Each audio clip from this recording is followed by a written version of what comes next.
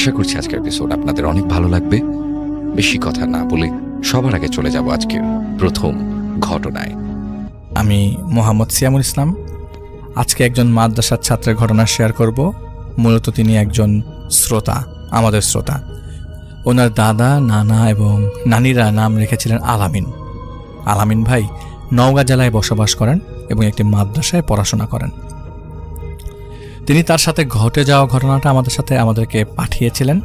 পরবর্তীতে আমরা সেটা লিখেছি, যিনি রেকর্ড করে পাঠিয়েছিলেন।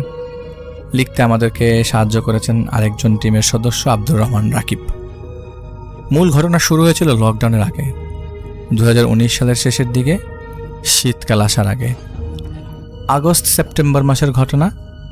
সেদিন সাধারণ দিনের মতোই ছিল। মাদ্রাসার ছাত্ররা সাধারণ দিন যেভাবে কাটায় সেভাবেই। আমি তখন হেফজখানায় পড়তাম। আমার হাফেজি পড়া তখন প্রায় শেষের দিকে। মাদ্রাসায় যারা পড়াশোনা করেছেন আপনারা জানেন, মাদ্রাসায় কিন্তু সবাই নিচে ফ্লোরিং করে ঘুমায়। তো আমি যেখানে পড়াশোনা করতাম সেখানকার সিস্টেম এমন ছিল যে সবাই এক পাশে ঘুমাতো, আর আমাকে জামায়াতের আমির হিসাবে রাখা হতো। মানে সবার খোঁজ খবর নিয়ে ওস্তাদদেরকে জানানো, অনেকটা প্রিফেক্টের মতো। আমি গিয়েছিলাম জেনারেল লাইন থেকে পড়াশোনা করে, কিন্তু আমার বয়স একটু বেশি থাকার কারণে আমাকে ছাত্রদের মধ্যে দায়িত্বপ্রাপ্ত হিসাবে রাখা হতো। আমাদের মাদ্রাসার সাথেই একটা কবরস্থান ছিল। সেই কবরস্থানের দিকে পা দিয়ে আমি জানালার সামনে ঘুমাতাম। সেই জায়গাটা আমার জন্য ফিক্সড করা ছিল, সেখানেই আমি ঘুমাতাম। প্রত্যেক দিন সেখানেই ঘুমানো হতো। একদিন আমার ঘুম আসছিল না, আসলে পড়াশোনার চাপে, আবার সামনে পরীক্ষা। হেফজখানা শেষ হলে একটা পরীক্ষা থাকে, একটু চাপের বিষয়। সে সময় আমি পরীক্ষার প্রস্তুতির জন্য রাত জেগে একটু বেশি পড়াশোনা করতাম মাদ্রাসার বারান্দায় বসে। বারান্দায় বসে পড়াশোনা চলাকালীন আমি কিছু আওয়াজ পেতাম।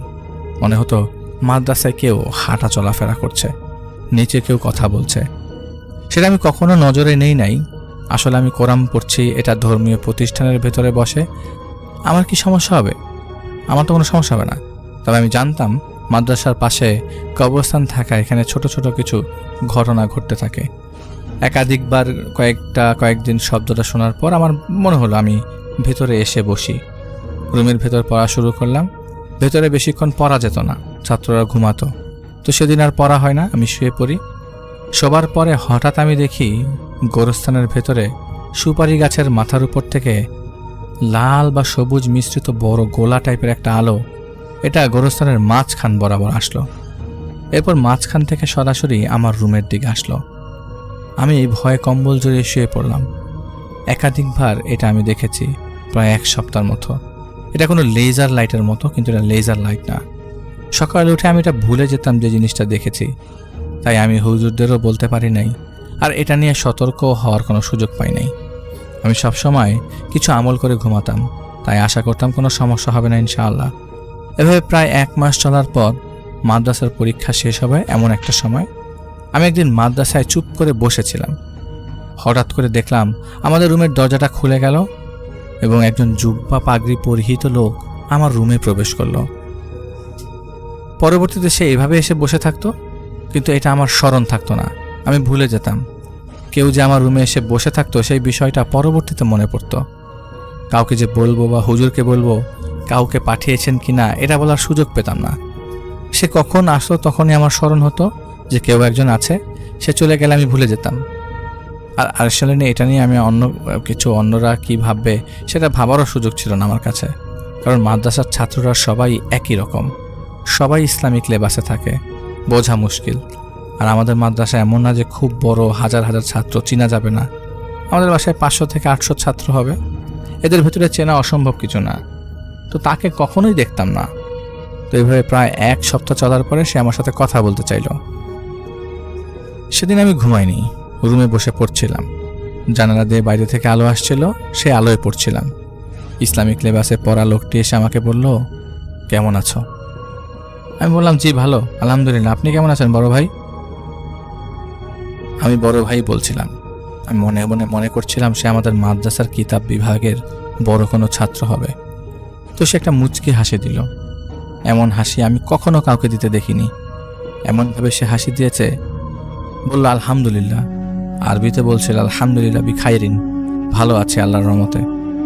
আমি তাকে জিজ্ঞেস করলাম, ভাই আপনি কোন জামায়াতে পড়েন? সে বলল, ভাই আমি বুখারী শরীফ পড়ছি। আপনাদেরকে জানানোর জন্য বলি, বুখারী শরীফ বা দাওরায়ে হাদিস যে ক্লাসটি রয়েছে, এটি মাওলানা হওয়ার আগের লাস্ট ক্লাস। এরপরে আর কোনো ক্লাস নেই। তার মানে এটা পড়ে সে মাওলানা হয়ে যাবে। পরে আমি তাকে বললাম, ভাই আপনি এখানে হিফজখানায় আসেন কেন? সে বলল, তোমাদের যে হুজুর আছেন তিনি আমাকে পাঠান এবং বলেন, এখানে যদি কোনো ছাত্রকে পড়তে দেখো বা তার যদি পড়তে কোনো সমস্যা হয় তাহলে তাকে একটু সাহায্য করবা। আমি মনে মনে খুশি হলাম। সে এক সপ্তাহে এসেছেন, দেখেছেন, হয়তো আমি মাঝে মাঝে ঘুমিয়েছিলাম, আমার পাশে বসে থেকে চলে গেছেন। আসলে আমি পড়াশোনায় খুব একটা খারাপ ছিলাম না কখনোই, এখনও নই। তবে বড়দের হেল্প পেলে তো খুবই ভালো হয়। যে কেউ হোক, স্কুলের কিংবা মাদ্রাসার বড়রা সাহায্য করতে আসলে কিন্তু ভালো লাগে। আমি ওনাকে বললাম, ভাই সাহায্য করলে একটু ভালো হয়। যেহেতু আমার পড়াশোনা প্রায় শেষের দিকে, খুব চাপ থাকে সে সময়। পুরো কোরআন শরীফ ধারাবাহিকভাবে পড়ার একটা বিষয় থাকে। সে আমাকে বলল, আজকে তোমাকে আমি শিখিয়ে দিতে পারবো না, আমার সময় নেই। তোমার পড়া শুনতে পারবো না, আমি আগামীকাল আসবো, আগামীকাল তোমার পড়া শুনবো। তো আগামীকাল সে আসার কথা বলে চলে যায়। আমিও খুশি হয়ে যাই যে বড় ভাই আসবে। সারাদিন আমার কোনো কিছু মনে ছিল না। পরের দিন সে আসে এবং বলে, তুমি পড়ো, আমি শুনি। বিশ্বাস করার মতো কথা না ভাই, সারা রাত সে আমার পাশে বসেছিল। আমি পড়ছি এবং আমার পড়াশোনার অবস্থা বুঝিয়েছি। আসলে আমার পড়ার অবস্থা এমন নয়, আমি যেভাবে পড়ছি এভাবে আমি নিজে কখনোই পড়তে পারি নাই। যতটুকু আমি পড়ছি তা আমি নিজে একাকীভাবে কোনো সময়ই পড়তে পারি নাই। সে সেদিন আমাকে একটা জিনিস দিয়েছিল, জিনিসটা আজ অবধি আমার কাছে আছে। সেটার বিষয় বলাটা উচিত হবে না, তবুও বলছি। সে আমাকে একটা পয়সা দিয়েছিল। আসলে এটা একটা সাধারণ বাংলাদেশি 5 টাকার পয়সা বা কয়েন। বলেছিল কয়েনটাকে সবসময় তোমার কাছে রাখবে। সেই কয়েনটা নেওয়ার পরে আমার শরীরের একটা সুঘ্রাণ পাওয়া যেত, এখনও পাওয়া যায় মাঝে মাঝে। সেদিন তাকে পড়া শোনানোর পরে বলছি, এই পড়াটাই তুমি কালকে হুজুরকে পড়ে শোনাবা। পরদিন যখন আমি হুজুরকে পড়াটা শোনালাম, এটা আমার খুব ভালো করেই স্মরণ ছিল যে কেউ আমাকে বলেছিল হুজুরকে পড়াটা শোনাবা, কিন্তু তা ওই কথাগুলো স্মরণ ছিল না। তাই আমি হুজুরকে পড়াটা শোনালাম। হুজুর বলছে, তুমি এখন এটা কিভাবে পড়লা? আসলে বিষয়টা হচ্ছে যে আমি যখন এটা পড়েছি তখন আমাকে আসলে তখন অবধি এটা পড়ানো হয়নি। যেটা আমাকে তখনও পড়ানো হয়নি সেটা আমি পড়ছি। যে কোরআন শরীফের সূরাটা আমাকে পড়ানোই হয়নি আমি সেইটাই পড়ছি। প্রায় 1 রাতও সময় লাগেনি, সূরাটা আমার পুরো মুখস্থ। তো আমি ভালো ছাত্র হওয়ায় হুজুর মনে করেছে আমি পড়াটা শিখে নিয়েছি। সেদিন থেকে সেই দৈনিক আসতে থাকে, দৈনিক আমাকে বুঝিয়ে দিত, পড়া শেখাতো, দিন সম্পর্কে অনেক কথা বলতো। হিফজখানায় থাকা অবস্থায় আমার ভেতর অনেক ভুল ছিল এবং সেই ভুলগুলো তিনি কারেক্ট করে দেওয়ার চেষ্টা করেছেন। ইসলামের অনেক কিছুই আমি জানতাম না, সে বলা শুরু করে আর আমি শুনতে থাকি। অনেক ভালো লাগতো, আলহামদুলিল্লাহ। একদিন আমি তাকে বলেই বসি যে, আপনি আসলে কে বলেন তো? আমি আপনাকে কখনোই মাদ্রাসায় দেখি নাই, কিন্তু আপনি বলেছিলেন আপনি দাওরা হাদিসের ছাত্র, আপনাকে তো কখনো আমি মাদ্রাসায় দেখিই নাই। সে সেদিন খুব সহজভাবেই বলে, আসলে আমি কোনো মানুষ নই, আমি তোমাদের মতো মানুষ না, আমি একজন জিন। আমি তোমার সাথে থাকি এবং এই কথাটা তুমি কাউকে বলবে না, যদি বলো তাহলে তোমার সমস্যা হবে। সেই সমস্যার কথা বলাতে আমি কাউকে বলি না। তবে 1 মাস পরে গল্পে গল্পে এক ছাত্রের কাছে বলে দিয়েছিলাম। মানে যেটা হয় আর কি, কথা বলছি, সে নিজ থেকে একটু ভাব দেখানোর জন্য বলে ফেলি, এই জানিস আমার কাছে এটা আছে, কাউকে কিছু বললে কিন্তু তোরও সমস্যা হবে। আমি বলে দিলাম। বলার পরের দিন আমার সাথে শুরু হয়ে যায় প্রবলেম। পরের দিন সে আর আসে নাই, তবে আমার উপরে এমন একটা ভার লাগতে শুরু করে, মনে হচ্ছে পুরো পাহাড় আমার ঘাড়ে। আমি ক্লাস করছি, এমন একটা ভার হয়ে গেল আমার শরীর, আমি বসতেও পারছি না, দাঁড়াতেও পারছি না। মনে হচ্ছে চারদিক থেকে বাতাস আমাকে একটা চাপ দিচ্ছে। এমনভাবে চাপ দিচ্ছিল, মনে পড়লো আমার এখনও ভয় লাগে। আমি সেখানে সেন্সলেস হয়ে পড়ে যাই। সেন্সলেস হওয়ার পর যখন আমার হুঁশ আসে, এর মাঝে এমন একটা ঘটনা ঘটে গেল যেটা বলার মতো না। আমার সেন্স আসে প্রায় 1.5 মাস সময়, এর মাঝে বহু সময় পার হয়ে গেছে। এই 1.5 মাস সময় সেন্স আমার ভেতরে ছিল না। সেন্স ছিল কিন্তু আমি নিজের ভেতর ছিলাম না। এই 1.5 মাস সময় অনেক কিছু ঘটে গেছে। ধীরে ধীরে বলছি, যখন আমার সেন্স যায়, আমার ওস্তাদ বুঝতে পেরেছিলেন কোন একটা সমস্যা হয়েছে। কারণ মাদ্রাসার সবাই জানতো যে হেফজখানার একজন ছাত্র রাত জেগে পড়ে। তো এইভাবে আমার উপর সমস্যা শুরু হয়। ক্লাস চলাকালীন আমি সেন্সলেস হয়ে পড়ি। আমার ওস্তাদ যিনি ছিলেন, আমার ক্লাস করাচ্ছিলেন, তিনি আমাকে তুলে ধরেন, কিছুটা সেবা করেন, আমার মাথায় পানি দেওয়া, দোয়া পড়া, মাথায় ফু দেওয়া। তিনি বুঝতে পারছিলেন কোনো সমস্যা হয়তো হতে পারে।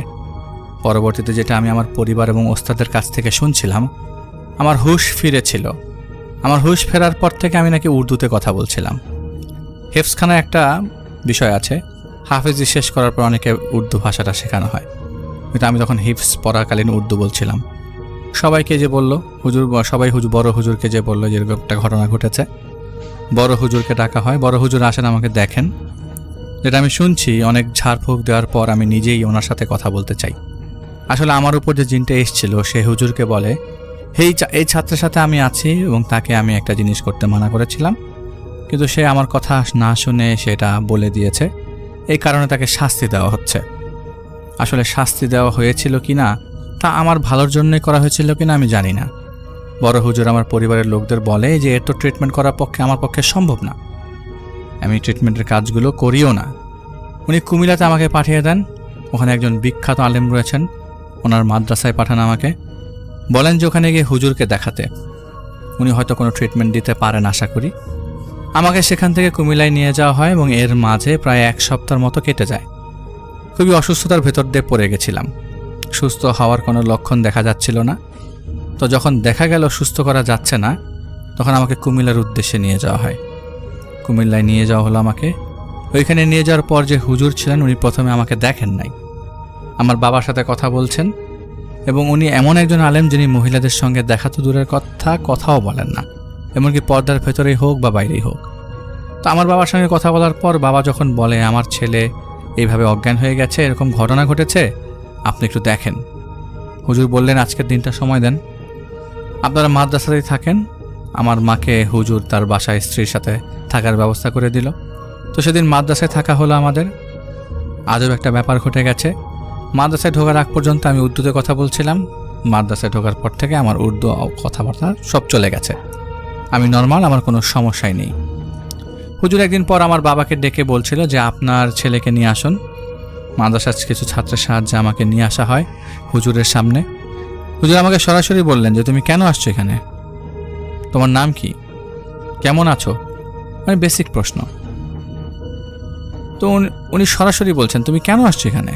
আমি বলছিলাম আমার বাবা মা আমাকে নিয়ে আসছে এখানে। এই কথা বলার পরপরই হুজুর বললেন এই বেত নিয়ে আসো। বেত আনার পরে হুজুর বলছে আসলে তোমাকে আমি আঘাত করতে চাচ্ছি না, কে তুমি নিজের পরিচয় দাও, আশা করি তোমার জন্য আমি কিছু করতে পারবো। তখনও পরিচয় নাকি দিতে চাইছিলাম না আমি। হুজুর কিছুক্ষণ চোখ বন্ধ করে আমার সামনে বসেছিলেন, যেটা আমার বাবা বলেছিলেন। আমার বাবার ভাষ্য মতে পরবর্তীতে চোখ খুলে হুজুর বলছেন একটা ছোট বাটি নিয়ে আসো। বাটি আনার পরে খালি বাটিটা হুজুর সামনে রেখেছিলেন এবং রাখার পরে কিছু একটা পড়ছিলেন, পরে আমাকে বাটিটাতে ফু দিলেন। তখন আমার ভেতরে যে ছিল সে কথা বলতে শুরু করলো। তার নামটা আমি বলছি না, ধরে নিই তার নাম সালাউদ্দিন। সে বলছে আমার নাম সালাউদ্দিন, আমি পাকিস্তান বংশোদ্ভূত। হিন্দুস্তানের যে অংশটাকে পাকিস্তান বলা হয় সেই অংশ এখানকার বংশোদ্ভূত আমি। সে আমাদের দেশে 50 বছরের উপর বসবাস করছে এবং আমাদের মাদ্রাসার যে কবরস্থান ছিল সেখানে সে থাকে, সেই গাছটাতে থাকে যে গাছের কথা আমি শুরুতেই বলেছিলাম। এবং আমি যখন বাইরে বসে পড়তাম তখন সে পড়াটা শুনতো, তার ভালো লাগতো। সে একজন মুসলমান, ভালো মুসলিম জিন। হুজুর বলছেন তুমি যদি আর ভালো চাও তাহলে তাকে আঘাত করলে কেন। সে তখন বলছে আসলে আমি আঘাত করতে চাই নাই, আমি তাকে বলতে চাইছিলাম এটা তোমার করা উচিত হয়নি। তবে সে আমার ওয়াদাটা নিতে পারে নাই। এই সব জিনিসের একটা ভার থাকে, তার সেই বয়স হয় নাই, তাই সে নিতে পারে নাই। এসব বলার পর হুজুর বলছে তুমি তাকে বিরক্ত করবে না। তো সেই জন হুজুরকে বলছে যে আপনি আমাকে ছাড়তে বলতে পারেন না, কারণ এই ছেলে আমাকে বলেছে আমি ওর সাথে থাকবো। তা আমি একটু স্মরণ করিয়ে দিই, আমি আমার মাদ্রাসার হুজুর যখন পড়ছিল তখন সে বলছিল আমি একজন জিন, আমি তোমার সাথে থাকি। আমি বলছিলাম থাকো, বা এমন কিছু একটা হয়তো বলেছিলাম, যা আমার পুরোপুরি স্মরণ হয়নি। হুজুরকে কথা বলার পর হুজুর বলছে তোমার ওজনের মতো তো এই ছেলের এখনো বয়স হয়নি। সালাউদ্দিন বলছে যে আমি তার কাছে আসবো না যতদিন না সে আমাকে ডাক দিবে। কিন্তু তার যদি কোনো বিপদ হয় আমি আসবো সাহায্য করার জন্য আল্লাহর উছিলায়। এই শর্তে আমি তাকে ছাড়তে পারি, তবে আমি এই 7 দিন তার সাথে থাকার কারণে তার যে শারীরিক সমস্যা হয়েছে সেটার যেন ডাক্তারি চিকিৎসা করা হয়। সে আমার ভালোই চাইছিল। পরবর্তী সে যখন চলে যায় তখন সে বাটিটা আমার সামনে রেখেছিল, সেই বাটিতে ফু দিয়েছিল কিছু একটা পরে। সেই বাটিটাকে আমি হাতে নিয়েছিলাম, নিয়ে মাথার উপর উঠালাম। আমার বাবা সেখানে নিজে উপস্থিত ছিলেন। তিনি শুনছিলেন বাটির উপরে লোহার কিছু ফেললে যেমন একটা টুং করে শব্দ হয়, সে একটা শব্দ হলো। তো সেই শব্দটা হওয়ার পর সেই বাটিটা যখন নিচে রাখে, সেই 5 টাকার কয়েন বাটির ভেতর ছিল এবং সে হুজুরকে বলছিল আমি এটা দিয়ে তাকে ভালোবাসি তাই দিলাম, এটা দিয়ে আমাকে ডাকা যাবে, এটা দিয়ে যেন সে আমাকে ডাকতে পারে কোনো সমস্যা হলে, তাই এটা আমি তাকে ভালোবেসে দিলাম। আমার বাবাকে বাইরে পাঠিয়ে তাকে ডাকার কিছু প্রসিডিওর হুজুরকে বলে দিল। হুজুর পরবর্তীতে আমাকে বলছিল। তো এখান থেকে সে আমাকে ছেড়ে চলে যায় এবং এরপর থেকে প্রায় 1.5 মাসের উপর আমি অসুস্থ ছিলাম। আরও কিছু দিন পর যে সেন্স আসে, সুস্থ হয়ে 2.5 মাস পর, সম্পূর্ণ সুস্থ হতে কিছু সময় লাগে। আমার সেন্স যখন পুরোপুরি চলে আসে আমি তখন বিছানায় শোয়া অবস্থায়। আমি ভাবছিলাম হয়তো 1-2 ঘন্টা হলো, কিন্তু শুনলাম প্রায় 2.5 মাস। আমি সেদিন খুব বড় একটা শক খেলাম। 2.5 মাস বেহুশ একটা মানুষ কিভাবে থাকে? আসলে এটা বলার মতো না। তখন নতুন ছিলাম, অনেক সমস্যা হতো, তো এখন আর কিছু মনে হয় না। পরবর্তীতে যখন আমি সুস্থ হয়ে গেলাম, হুজুর বলছিল যে সে সুস্থ হয়ে গেলে আমার কাছে নিয়ে আসবা। আমাকে আবারও হুজুরের কাছে নিয়ে আসা গেল এবং সবাইকে বের করে দিয়ে হুজুর আমাকে সেই প্রসিডিওরটা শিখিয়ে দিল। আমি তাকে স্বপ্নে দেখতাম প্রায়। আমি স্বপ্নে দেখতে থাকি, সে আমাকে অনেক কিছু বলতো, অনেক কিছু বুঝিয়ে দিত, আবার অনেক কিছু বলে দিত যেটা বলা সম্ভব না। এভাবেই প্রায় 8-9 মাস যায়, পড়াশোনা চলছিল। আমি ফুপ্পির বাড়ি বেড়াতে যাই। আমার মায়ের সঙ্গে একটা ঘটনা ঘটে। একজন ফকির আসে আমাদের বাসায়। সে ফকির মায়ের কাছে ভাত চায়। মা তাকে ভাত দিয়েছিল। ভাত খাওয়ার পর সে আমাদের ঘরের সামনে বলছিল যে তোমার ছেলের সাথে যে লোক যেটা আছে সে অনেক ভালো। তো এটা তো ফকিরের জানার কথা না। সেই ফকিরকে আর খুঁজেই পাওয়া গেল না। কোথা থেকে এসছে, কোথায় গেছে, মাও তাকে কখনো কোথাও দেখেনি। এই বিষয়ে সেই ফকির তো বলেছেই যেগুলো আমি জানি না। আমার মায়ের বিবাহে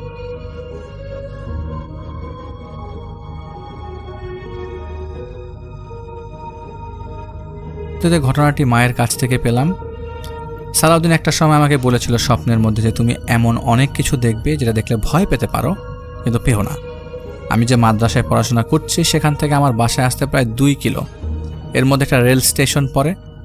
তো একদিন সন্ধ্যাবেলা আমি আর আমার এক বন্ধু রেল স্টেশন দিয়ে রেল লাইন ক্রস করে আসছিলাম। আসার সময় দেখলাম একটা মহিলার দেহ মাঝখান দিয়ে পুরাটা কাটা, মানে ট্রেনে কেটে গেছে মহিলার দেহটা। সন্ধ্যার সময় আমি প্রচণ্ড ভয় পাই। বন্ধু বলে দেখ দেখ দেখ ওইখানে মনে একটা অ্যাক্সিডেন্ট হয়েছে, আমরা রেল লাইন দিয়ে না যাই, ঘুরে যাই। সে আমাকে একটা ভারী মেরে বলে এই তুই কোত্থেকে অ্যাক্সিডেন্ট দেখছিস? পুরো লাইন তো ক্লিয়ার, কেউ তো নাই লাইনে, একটা মানুষ তো দূরে থাকে, একটা কুকুরও তো নাই, অ্যাক্সিডেন্ট পাইলি কোথায়? বাসায় যেয়ে জিজ্ঞেস করলাম বাবা কিছুদিনের ভেতর কি আশেপাশে কোনো কোথাও দুর্ঘটনা ঘটেছে? আমার বাবা বলেন গত সপ্তাহে যে জায়গা দিয়ে আমরা নর্মালি যাওয়া আসা করি সেখানে একটা ডেড বডি পরে পাওয়া গেছিল, একটা মহিলা দুর্ঘটনায় মারা গেছে। 1 সপ্তাহ আগে অ্যাক্সিডেন্ট হওয়া বডি আমি সেখানে দেখেছি। আর অনেক ছায়ামূর্তি দেখতে পাই, ভয়ানক জিনিস চোখে আসে, যেটা হয়তো পরবর্তীতে কোনো একটা সময় বলা হবে। আমার উপর ব্ল্যাক ম্যাজিকও করা হয়েছিল। আরও ব্যাপার শেয়ার করবো পরে। আজ এতটুকুই।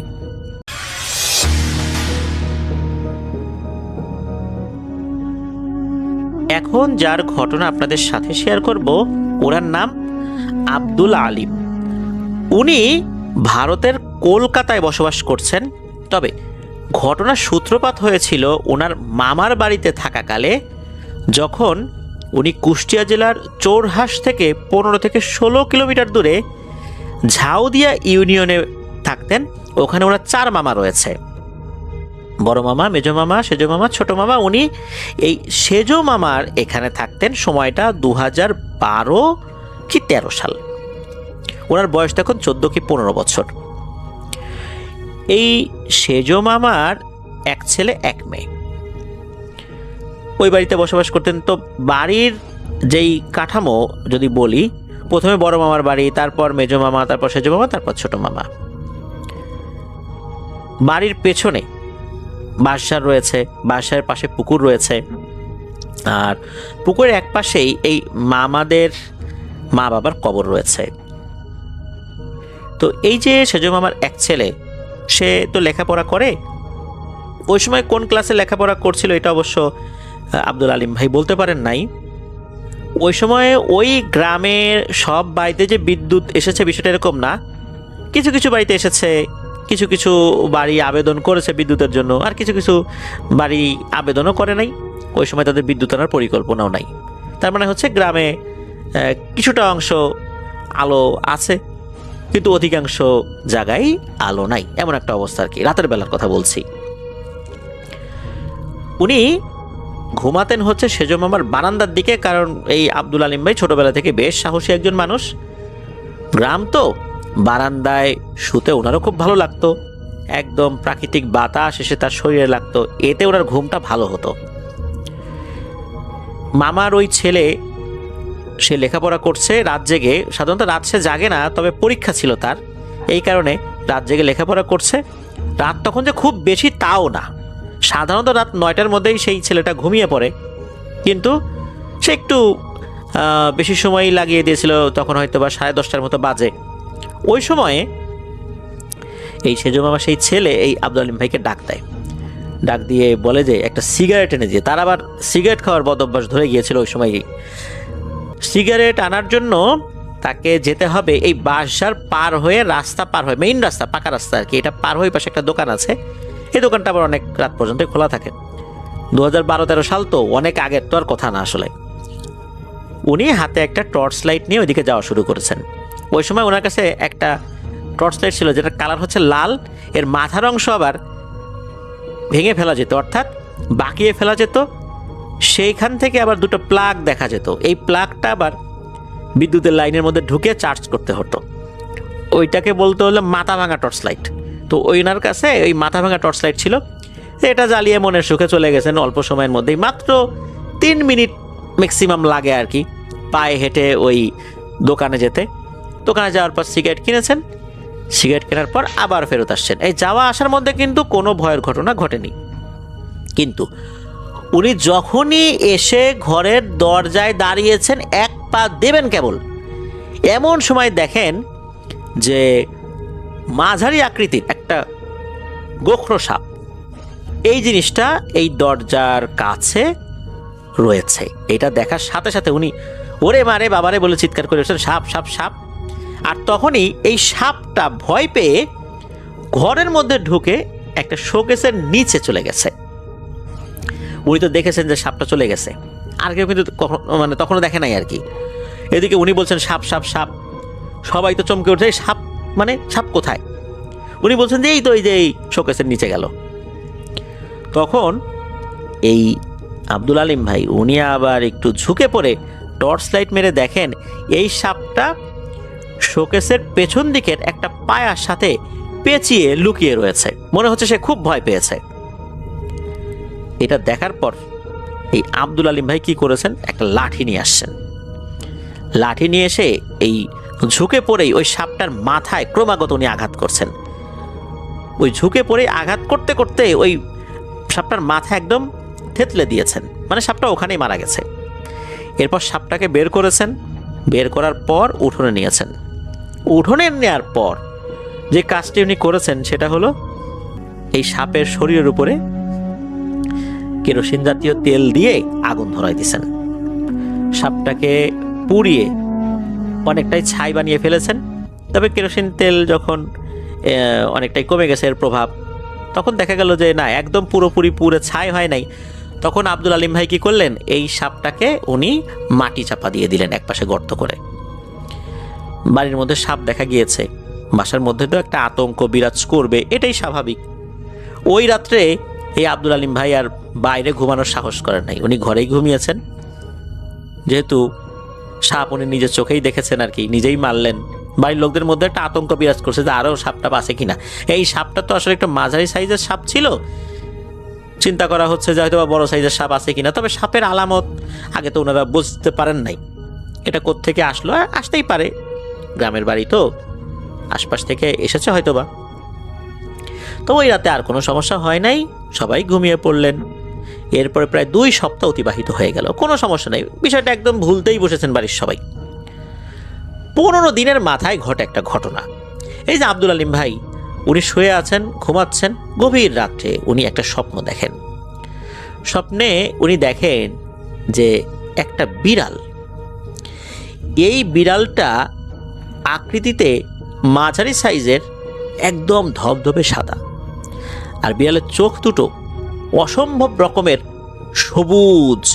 আর সবুজ কোনো জিনিস যদি আলোকিত হয়, কেমন এক ধরনের সবুজ আলোকছটা বিচ্ছুরিত হয়, ওরকম আলোকছটা বিচ্ছুরিত হচ্ছে। এই বিড়ালটা একটা মোটা আম গাছ থেকে মনে হচ্ছে বেয়ে নেমে আসছে, আর তার দিকে তাকিয়ে রয়েছে। এই মোটা আম গাছটা আসলে ওই বাড়িরই একটা আম গাছ। এই আম গাছটা অনেক মোটা, এত মোটা যে 2 জন মানুষ নাকি হাত দিয়ে বের পাওয়া মুশকিল হয়ে যায়। উনি স্বপ্নে দেখছেন উনি আম গাছটার নিচে আছেন, উপর থেকে ওই বিড়ালটা আস্তে আস্তে ওনার দিকে তাকিয়ে নেমে আসছে। উনি এই স্বপ্নটা দেখলেন। এটার পর উনি চিন্তা করলেন যে এটা আমার দুঃস্বপ্ন আর কি, কারণ এটা দেখার পর ওনার আবার ঘুম ভেঙে যায়। তখনও তো রাত, উনি আবার ঘুমিয়েছেন। এরপর আর উনি স্বপ্ন দেখেন নাই। একই ধরনের স্বপ্ন উনি টানা প্রায় 4 রাত দেখেছেন, 4 রাত। তবে কয়েক রাত দেখার পর বাড়ির সবাইকে এই বিষয়টা শেয়ার করলেও বাড়ির সবাই বলেছে যে এটা দুঃস্বপ্নই হবে। 5ম রাতে উনি সেম স্বপ্নটা দেখেন, তবে এটার ধরন আগের থেকে আরেকটু আলাদা। উনি দেখেন যে উনি সেই আম গাছটার নিচে দাঁড়িয়ে আছেন, উপর থেকে ওই বিড়ালটা নেমে আসছে। নেমে এসে ওনাকে বলছে, তুই আমার ভাইকে মেরেছিস। তখন উনি বলছেন যে আমি তোমার ভাইকে মারলাম? কে তোমার ভাই? আমি তো কাউকে মারিনি। এরপর কি হয়েছে, ওই বিড়ালটাকে লাফ দিয়ে ওনার কাঁধের উপর উঠেছে। এতদিন তো স্বপ্নের মধ্যে শুধু ওই গাছের একটা নির্দিষ্ট অংশে তাকে দেখা গিয়েছে, এবার বিড়ালটা লাফ দিয়ে তার কাঁধের উপর এসেছে। তখন নাকি ওনার ঘুম ভেঙে গেছে। দেখেন যে তার মামা তাকে ডাকছে যে আলিম আলিম আলিম, কি হয়েছে রে বাবা, কি হয়েছে তোর? উনি তো খেয়াল করেন যে ঘেমে একদম একাকার হয়ে গেছেন। এই যে আলিম ভাই, উনি একদম ঘেমে গোসল করে উঠেছেন, এমন একটা অবস্থা। পরে উনি জানতে পারলেন যে উনি ভয়ঙ্করভাবে ঘুমের ভেতরে গোংরাচ্ছিলেন, এই জন্য তার মামা এসে তাকে ডাক দিয়েছে। এরপর উনি দিনের বেলাতে বিষয়টা শেয়ার করেন। তখনও বাড়ির লোকজন এই বিষয়টাতে আসলে ওইভাবে গুরুত্ব দিচ্ছিল না। এর পরের রাত ঘুমিয়েছেন উনি। এবার রাতেও উনি সেই একই স্বপ্নটাই দেখলেন। স্বপ্নটা এবার আরেকটু অন্যরকম। সেটা হচ্ছে স্বপ্নের মধ্যে উনি সেই গাছের নিচে দাঁড়িয়ে আছেন, সেম বিড়ালটা উপর থেকে আস্তে আস্তে নেমে আসছে। এবার নেমে এসে তাকে বলছে, তুই আমার ভাইকে মেরেছিস রে। তখন উনি বলছেন, আমি তোমার ভাইকে কিভাবে মারলাম, আমি তো কাউকে মারিনি। তখন ওই বিড়ালটা বলছে, মারছিস মারছিস, আমি আর আমার ভাই ওখান দিয়ে খেলা করছিলাম। আমি বিড়ালের বেশে আর আমার ভাই সাপের বেশে। হঠাৎ করে তুই ওখানে চলে আসছিস। আমার ভাই আশেপাশে কোথায় যাবে বুঝতে না পেরে ওই দরজার কাছে চলে গেছে। তুই আবার দরজার কাছে গিয়ে তাকে দেখেও ফেলেছিস। দেখার সাথে সাথে সাপ সাপ বলে উঠেছিস। আমার ভাই তখন কোনো উপায়ন্তর না পেয়ে, বুঝতে না পেরে সে ওই ঘরের মধ্যে ঢুকে গেছে। তুই সেখানে গিয়ে আমার ভাইকে খুঁজে বের করছিস। বের করার পর তোর কি উচিত ছিল? ধর্মে কি বলে, কি বলা উচিত ছিল? রাসূল সাল্লাল্লাহু আলাইহি সাল্লাম কি শিক্ষা দিয়েছেন? তোর কি বলা উচিত ছিল না, তুমি যদি জিন হয়ে থাকো তুমি চলে যাও? রাতের বেলা এইভাবে সাপ মারা উচিত না? তুই কি সেই কাজটা করছিস? করিস নাই। তুই কি করলি? কোনো ধরনের সুযোগ না দিয়ে ওই জায়গাটাতেই আমার ভাইয়ের মাথাটা খুব নিষ্ঠুরভাবে থেতলে দিয়ে মেরে ফেললি। মানলাম আমার ভাই ভুল করে ফেলছে, মানলাম আমার ভাই অন্যায়ই করছে, তোরা সাপ মনে করেই মারলি। এরপর তুই কি কাজটা করলি? তুই আমার ভাইয়ের মৃতদেহ বাইরে বের করে এনে আগুন ধরাই দিলি। তুই বল, এটা কি কোনো কাজের মধ্যে পড়ে? মারলি তুই দাফন করে দিতি, ফেলে দিতি, আমরা না হয় লাশটার জানাজা করতাম। মানলাম আমার ভাইয়ের ভুল হয়েছে, সেই হিসাবে তোকে ক্ষমা করে দিতাম। তুই কেন আমার ভাইয়ের শরীরে আগুন ধরাই দিলি? এটি কি কোনো লাশের প্রতি সম্মান জানানো হইল? কোনো কিছুকে আগুন দিয়ে পোড়ানো, কোনো জীবকে, জীবিত অবস্থায় হোক বা মৃত অবস্থায় হোক, এটা কি উচিত হয়েছে? তারপর কি করলি? দাফন করে দিলি। এই দাফনটা আগে করতি, তাও মেনে নিতাম। আমার ভাইয়ের লাশটা অন্তত আমরা সেখান থেকে মাটির থেকে তুলে নেওয়ার ব্যবস্থা করতাম। তুই কি করলি? এভাবে পুরায় অনেকটাই ছাই করে দিয়ে আবার দাফনও করে দিলি, আমাদের নেয়ারও সুযোগ দিলি না। এখন তুই বল, এই কাজটার শাস্তি কি হইতে পারে? আমি তো তোকে ছাড়বো না রে। তোর অপরাধ অনেক গুরুতর, নিছক ভুল না, এটা ভয়ঙ্কর অন্যায়। ভুল হলে ক্ষমা করা যায়, অন্যায়ের শাস্তি পেতে হয়। তুই অন্যায় করছিস, এর শাস্তি তো তোকে পেতেই হবে। ভাই হত্যার শোধ তো আমি নেবই। তো এইরকম করে তাকে বলছে। উনি স্বপ্নের মধ্যে বলছে, আমার ভুল হয়ে গেছে, আমাকে ক্ষমা করে দাও, আমি বুঝতে পারি না, আমি তো সাপ মনে করেই মারছি। তখন আবার সে বলছে, সাপ মনে করে মারছিস ভালো, কেন ওকে আগুন ধরাই দিলি মারার পর? এটার জবাব কি দিবি? তখন উনি বলছেন যে আমার তো ভুল হয়ে গেছে, আমি আসলেই বুঝতে পারি নাই, এই কাজটা করা আমার উচিত হয় নাই। এদিকে তখন নাকি ওই বিড়ালটা তার উপর ঝাঁপিয়ে পড়ে। এরপর ওনার আর কিছু মনে নাই যে স্বপ্নের মধ্যে কি হয়েছে, সবকিছু কিন্তু স্বপ্নের মধ্যেই হচ্ছে। ওনার যখন জ্ঞান ফেরে তখন দেখেন ওনার শরীরের সাথে স্যালাইন লাগানো। উনি জানতে পারলেন যে উনি যখন রাতে ঘুমিয়েছেন, এরপরে দীর্ঘ সময় উনি আর ওঠেনি নাই। ওনাকে অনেক ডাকাডাকি করা হয়েছে, উনি ওঠেন নাই। অনেক পর ওনার যে জ্ঞান ফিরল, ওনার যে জ্ঞান আসছে না, অর্থাৎ উনি ঘুম থেকে আসছেন না, এই জন্য ডাক্তারও আনা হয়েছিল। ডাক্তার এসে তারা পরামর্শ দিয়েছেন যে এর শারীরিক অবস্থা ভালো না, দ্রুত স্যালাইন দিতে হবে। তবে হসপিটালে ভর্তি করার মতো ওরকম অবস্থা হয় নাই, তখন তাকে স্যালাইন দেওয়া হয়। বাড়ির সব সদস্যরা তার আশেপাশে, তাকে জিজ্ঞেস করা হয় কি হয়েছে। উনি বলেন যে উনি তো এরকম এরকম স্বপ্ন দেখেছেন। তখন বাড়ির লোকজন এই বিষয়টাকে গুরুত্ব দেওয়া শুরু করেন। তবে এই বিষয়টা যখন ভারতে থাকা ওনার মা বাবার সাথে শেয়ার করেন, তখন তার মা বাবা বলেন যে বাবা তুমি দ্রুত চলে আসো, আমরা দেখতেছি এখানে একজন মহিলা কবিরাজ আছে, দেখি এইখানে কোনো একটা সমাধান করা যায় কিনা। দ্রুত তাকে ভারতে পাঠিয়ে দেওয়া হয়, কলকাতায় চলে যান। যেহেতু কুষ্টিয়ার সাথে বর্ডার রয়েছে, খুব দ্রুতই উনি চলে যেতে সক্ষম হন। উনি চলে যাবার পর ওনার মা বাবা সেই মহিলা কবিরাজের শরণাপন্ন হন। সেই মহিলা কবিরাজ ওনার উপরে সেই জিনটাকে হাজির করেছিলেন। জিন সেম কথা বলেছে সে এই কাজ করছে, এটা উচিত হয় নাই, আমি তো ভাই হত্যার শোধ নেবই, এটা যে কেউ হইলে নিত, তোরা হইলেও নিতি, এখন বল প্রতিশোধ নেওয়াটা কি অন্যায়? তখন ওই মহিলা কবিরাজ আসলে কি বলবেন, প্রথম দিকে একটু ঝাড়ি ঝুড়ি দিছিলেন যে তোকে বোতলবন্দি করবো এটা সেটা, পরে যখন সব স্তরে বিষয়টা খুলে বললেন ওই জিন এসেই, এরপর তো মহিলা কবিরাজ দেখলো যে আসলে এই বন্দি করা বা অন্য টাইপের কাজ করতে গেলে হিতে বিপরীত হবে, কেননা এখানে অন্যায়টা হয়েছে এই আব্দুল আলিম ভাইয়েরই। ওই জিনটাকে অনেক অনুরোধ করা হয়, এই আব্দুল আলিম ভাইয়ের মা বাবা অনেক কাকুতি মিনতি করেন, কান্নাকাটি করেন যে আমাদের তিনটা সন্তানই আমাদের আদরের, আমাদের কোনো সন্তানকেও তুমি কেড়ে নিও না। ও অন্যায় করছে মানলাম, কিন্তু এখন কি করব, আমরা তো তোমার সেই ভাইকেও দিতে পারবো না, তাই বলে আমাদের কোনো সন্তানকে নিয়ে যাও না। তখন নাকি সেই জিনের মনে দয়া হয়। তখন সেই জিনটা বলে, যেহেতু আমি একটা ওয়াদা করছি যে আমি ওকে মারবই, আমাকে একটা কাফফারা দিতে হবে, সাদাকা দিতে হবে। সাদাকাটা কি? যে 3টা মোরগ, ওই যেখানে হত্যা করা হয়েছে, যেখানে হত্যা করা বলতে ওই যেখানে দাফন করা হয়েছে আর কি, ওই সাপটাকে, ওই জায়গায় বা ওই জায়গার কাছাকাছি জায়গায় 3টা মোরগকে রাতের বেলা ছেড়ে দিতে হবে, জাস্ট ছেড়ে দিবার কিছুই না। তখন ফোনে মামাদেরকে বলে দেওয়া হয় যে এই ব্যাপার, এই কাজটা তোমরা করে দাও। তো তারা এই কাজটা করে দিয়েছিলেন। এরপরে নাকি আর কোনো সমস্যা আব্দুল আলিম ভাইয়ের হয়নি। এটাই ছিল ঘটনা।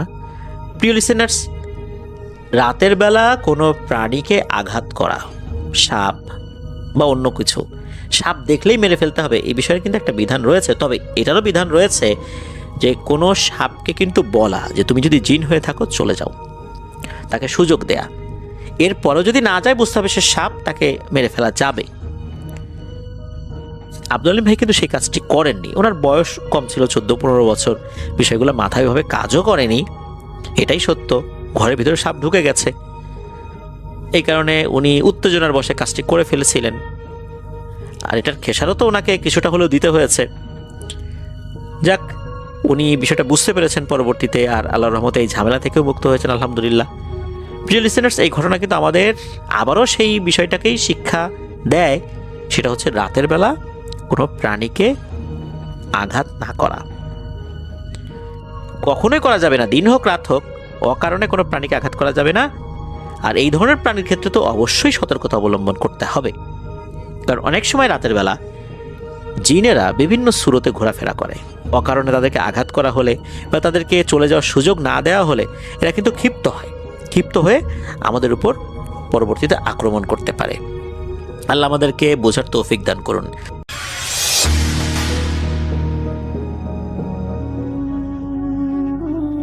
আমার হাতের মোবাইলটা আচমকা হাত থেকে পড়ে মেঝেতে পড়ে গেল। টেবিলের উপর রাখা দাদুর সেই পুরনো কাঠের রেডিওটা কোনো ইলেকট্রিক্যাল কানেকশন ছাড়াই আপনি চালু হয়ে গেছে। তার ভাঙ্গা স্পিকার থেকে একটা তীব্র কর্কশ ঘর শব্দ হচ্ছে। আমি ওটা বন্ধ করার জন্য নবটা ঘোরাতে যাব, ঠিক তখনই রেডিওর ভেতর থেকে একটা খসখস চেনা গলায় আর যে বলতে শুরু করলো, আজ রাত 3:14 রূপনগরের নিজ ঘরে খুন হতে যাচ্ছেন তানভীর নামের এক যুবক। হত্যাকারী তারই পিছনের অন্ধকারের ছায়া। এমনটা শোনার পর আমার পুরো শরীরের শরীর বরফ হয়ে গেল। আমি কাঁপতে কাঁপতে দেয়াল ঘড়ির দিকে তাকালাম। ঠিক তখন 3:13 সময় ছিল। তখনই আমার ঠিক পেছনের দেয়ালে একটা কুচকুচে কালো বিশালাকার ছায়া অবয়ব দেয়াল ছেড়ে বাস্তবে মেঝেতে নেমে এলো। তার হাতে একটা ধারালো চকচকে ছুরি। সে আমার দিকে তাকিয়ে আমার নিজের গলাতেই খিলখিল করে বলল, আজকের অনুষ্ঠানের শেষ শ্রোতা তুই। এই ঘটনা 2025 সালের জানুয়ারি মাসের এক কনকনে শীতের রাতের। আমার নাম তানভীর। আমি রূপনগর এলাকায় একটা পুরনো দোতলা বাড়িতে একাই থাকতাম। বাড়িটা আমার দাদুর আমলের, তাই ঘরের আসবাবপত্র শুরু করে সব কিছুতে একটা প্রাচীন থমথমে ভাব ছিল। সেদিন অফিস থেকে ফিরতে ফিরতে রাত প্রায় 1টা বেজে গেছিল। প্রচণ্ড ক্লান্ত থাকায় রুমের এসেই ফ্রেশ হয়ে শুয়ে পড়ছিলাম, কিন্তু রাত তখন আনুমানিক 3টা। হুট করেই আমার ঘুমটা ভেঙে গেল। সেটা কোনো স্বপ্ন দেখে নয়, বরং আমার মনে হচ্ছিল ঘরের ভেতরের বাতাসটা কেমন যেন ভারী আর অদ্ভুত রকমের ঠান্ডা হয়ে গেছে।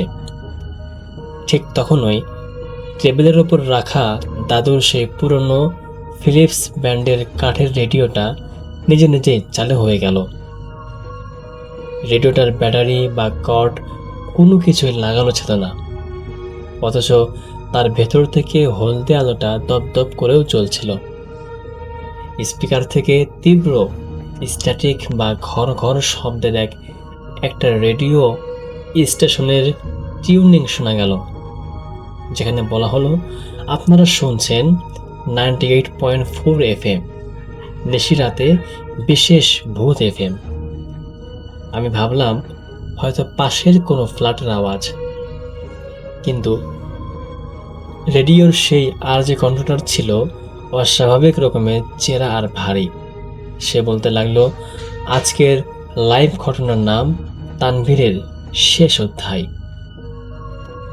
তো নিজের নাম নিজে শুনে আমার গায়ের প্রতিটা লোম খাড়া হয়ে গেল। রেডিওর আরজে বলতে লাগলো, ঠিক 3:14 তানভীর নামের একটা যুবক যখন তার টেবিলের রেডিওটা বন্ধ করতে যাবে, ঠিক তখনই তার পেছনের দেয়ালের ছায়াটা জ্যান্ত হয়ে তাকে কেটে টুকরো টুকরো করে ফেলবে। আমি ভয়ে এক কদম পিছিয়ে গেলাম। টেবিলের দেয়াল ঘড়ির দিকে তাকিয়ে দেখলাম তখন 3:13:50। ঠিক 10 সেকেন্ড এখনো বাকি আছে। আমি এক মুহূর্ত সময় নষ্ট না করে ঘরের মেইন দরজার দিকে দৌড়তে গেলাম, কিন্তু আমার ঘরের দরজাটা যেন কেউ বাইরে থেকে জ্যাম করে আটকে দিয়েছে। 1 ইঞ্চিও নড়ল না। ঠিক তখনই ঘড়িতে 3:14 বেজে গেল, আর সঙ্গে সঙ্গেই আমার পেছনের দেয়ালের কোচকোচে কালো ছায়াটা দেয়াল থেকে আলাদা হয়ে থকথকে তরল অন্ধকারের মতো মেঝেতে নেমে এলো। তার কোনো চোখ, নাক, মুখ নেই, কিন্তু তার হাতে একটা ছায়ার মতো ধারালো লম্বা ছুরি ছিল। সে প্লাস্টিকের পুতুলের মতো অদ্ভুত ভঙ্গিতে আমার দিকে এগিয়ে আসতে লাগলো। আর সবচেয়ে ভয়ঙ্কর বিষয় হলো, রেডিওর স্পিকার থেকে তখনও লাইভ ধারাভাষ্য আসছিল। যেমন, হ্যাঁ, তানভীর এখন দরজার সামনে দাঁড়িয়ে দাঁড়িয়ে কাঁপছে, আর তার পিছনের ছায়াটি তার গলা লক্ষ্য করে ছুরিটা তুলেছে এবং কিছুক্ষণের মধ্যেই তানভীরের মাথা কেটে ফেলা হবে। যখন এমনটা আমি শুনলাম রেডিওর মধ্যে, আমি আতঙ্কের শেষ সীমায় পৌঁছে চিৎকার করতে গেলাম, কিন্তু আমার গলা দিয়ে কোনো আওয়াজই বের হলো না। সে ছায়ার ধারালো হাতটা যখন আমার বুকের উপর এসে নামলো, তখন আমি তীব্র একটা ঠান্ডা যন্ত্রণা আমার চোখ দুটো দিয়ে বুঝতে পারলাম এবং দেখতে পারলাম। আমি যখন কোনো উপায় না পেয়ে মৃত্যুর শেষ নিঃশ্বাস গুনছিলাম, ঠিক তখনই মনে হলো আমার ওপরে একজন সৃষ্টিকর্তা আছে, যিনি আমারও সৃষ্টিকর্তা, সেই অবয়বর সৃষ্টিকর্তা। তাই আমি চোখ বন্ধ করে মনের সমস্ত শক্তি এক করে সৃষ্টিকর্তার নাম জপা শুরু করলাম। আমি তখন আয়াতুল কুরসি পড়ছিলাম এবং সূরা ফালাক মাত্র শুরু করেছি। আমার মুখ থেকে পবিত্র কালাম শেষ হতে না হতেই সে অবয়বটি চিৎকার দিয়ে চলে গেল এবং দেয়ালের সাথে আগের মতোই মিশে গেল। এবং আমি পরদিন সকালে অফিসের সহকর্মীরা পুলিশ নিয়ে এসে আমার ফ্ল্যাটের দরজা ভেঙে আমাকে মেঝেতে অজ্ঞান অবস্থায় আবিষ্কার করে। তারপর যা হলো আর কি, আমি প্রায় 3 দিন অজ্ঞান হয়েছিলাম। অলৌকিকভাবে আমার শরীরে কোনো কাটা ছাটার দাগ ছিল না, কিন্তু ডাক্তাররা বলেছিলেন তীব্র আতঙ্কে আমার মাইল্ড স্ট্রোক হয়েছিল। আমি সেই দিনই ওই বাড়ি ছেড়ে দেই। আজ প্রায় 1 বছর হয়ে গেছে। আমি এখন অন্য এলাকায় থাকি, কিন্তু আমি আজও রাতে ঘুমানোর সময় কোনো রেডিও বা স্ট্যাটিক শব্দ শুনতে পারি না, কারণ আমার সবসময় মনে হয় কোনো এক মাঝ রাতে সেই 98.4 FM আবারও আমার নাম ধরে বলবে এবং ফিসফিস করেই বলবে, তানভীর, আমাদের আজকের গল্পটা কিন্তু এখনো শেষ হয়নি, তোমাকে আসতেই হবে আমাদের সাথে। তো এই ছিল ভাই আজকের ঘটনা। আশা করছি আপনাদের ভালো লেগেছে। যদি ভালো লাগে আপনারা অবশ্যই লাইক, কমেন্ট, শেয়ার করবেন। এবং যদি আপনাদের মধ্যে এমন কেউ থাকেন যার সাথে এমন কোনো ভয়ঙ্কর ঘটনা ঘটে গিয়েছে, আপনারা অবশ্যই কমেন্ট করে জানাবেন। দেখা হবে পরবর্তী কোনো এপিসোডে। আজকের মতো এখানেই বিদায়। আল্লাহ হাফেজ।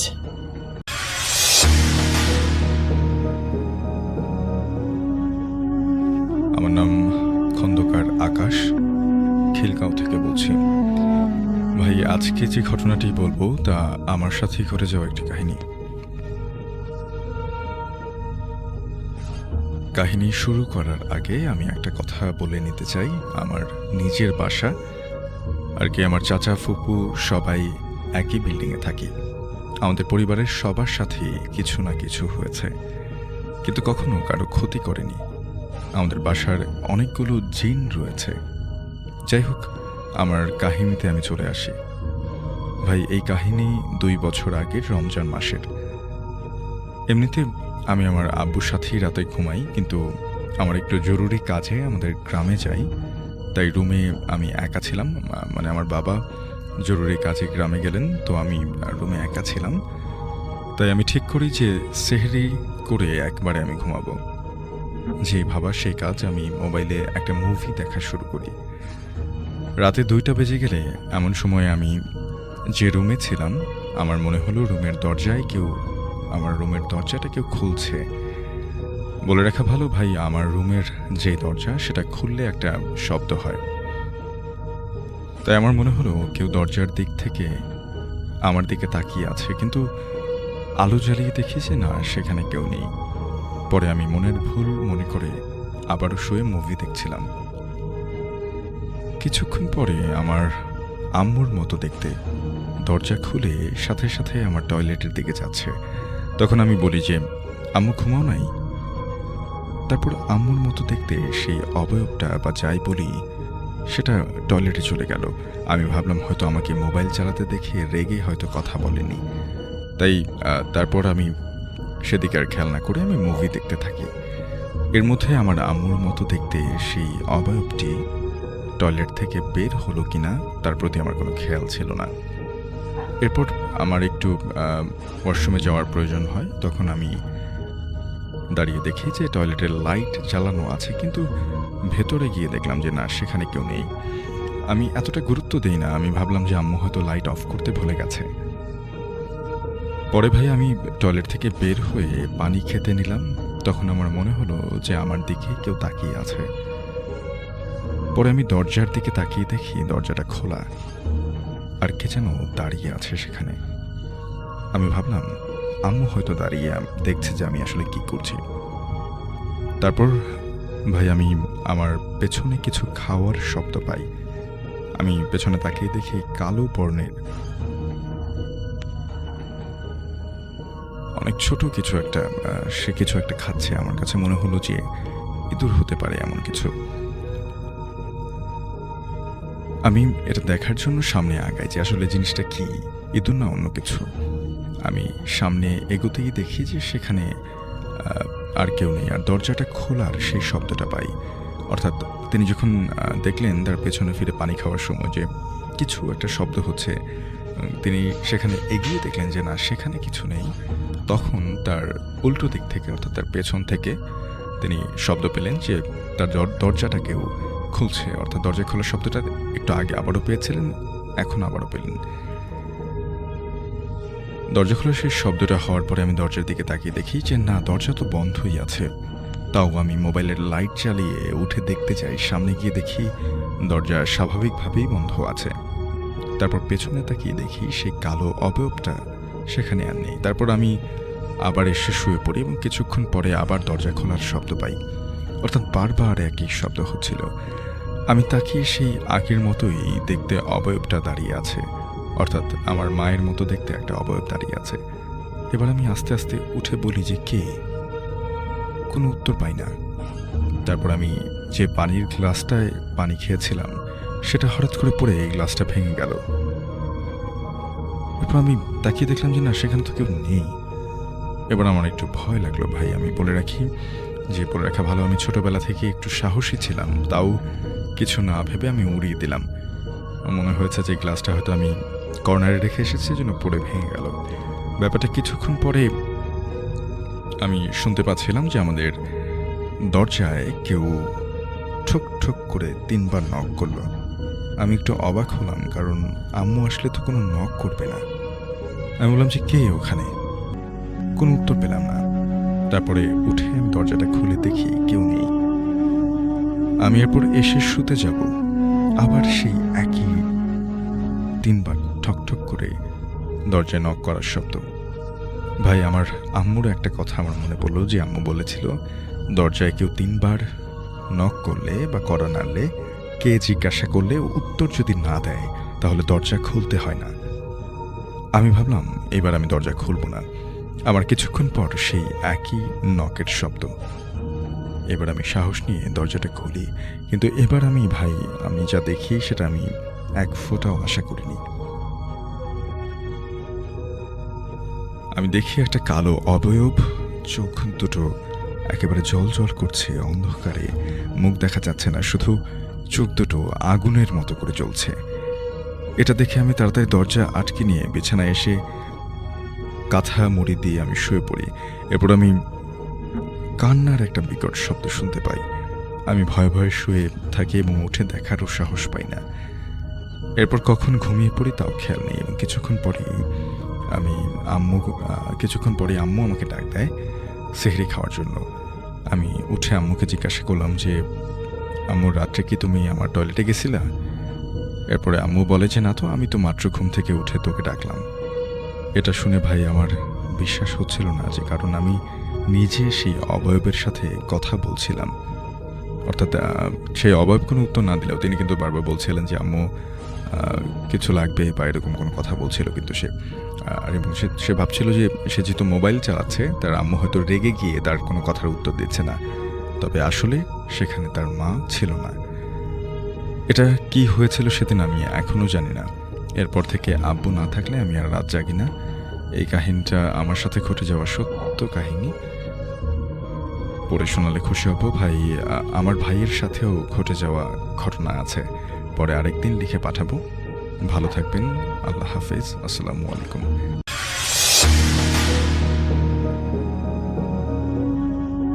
এই ঘটনাটি আমাদের সাথে শেয়ার করেছেন আরাফ জামান কুমিল্লা থেকে, এবং তিনি তার বন্ধুর বড় ভাইয়ের একটি ঘটনা আমাদের সাথে শেয়ার করেছেন।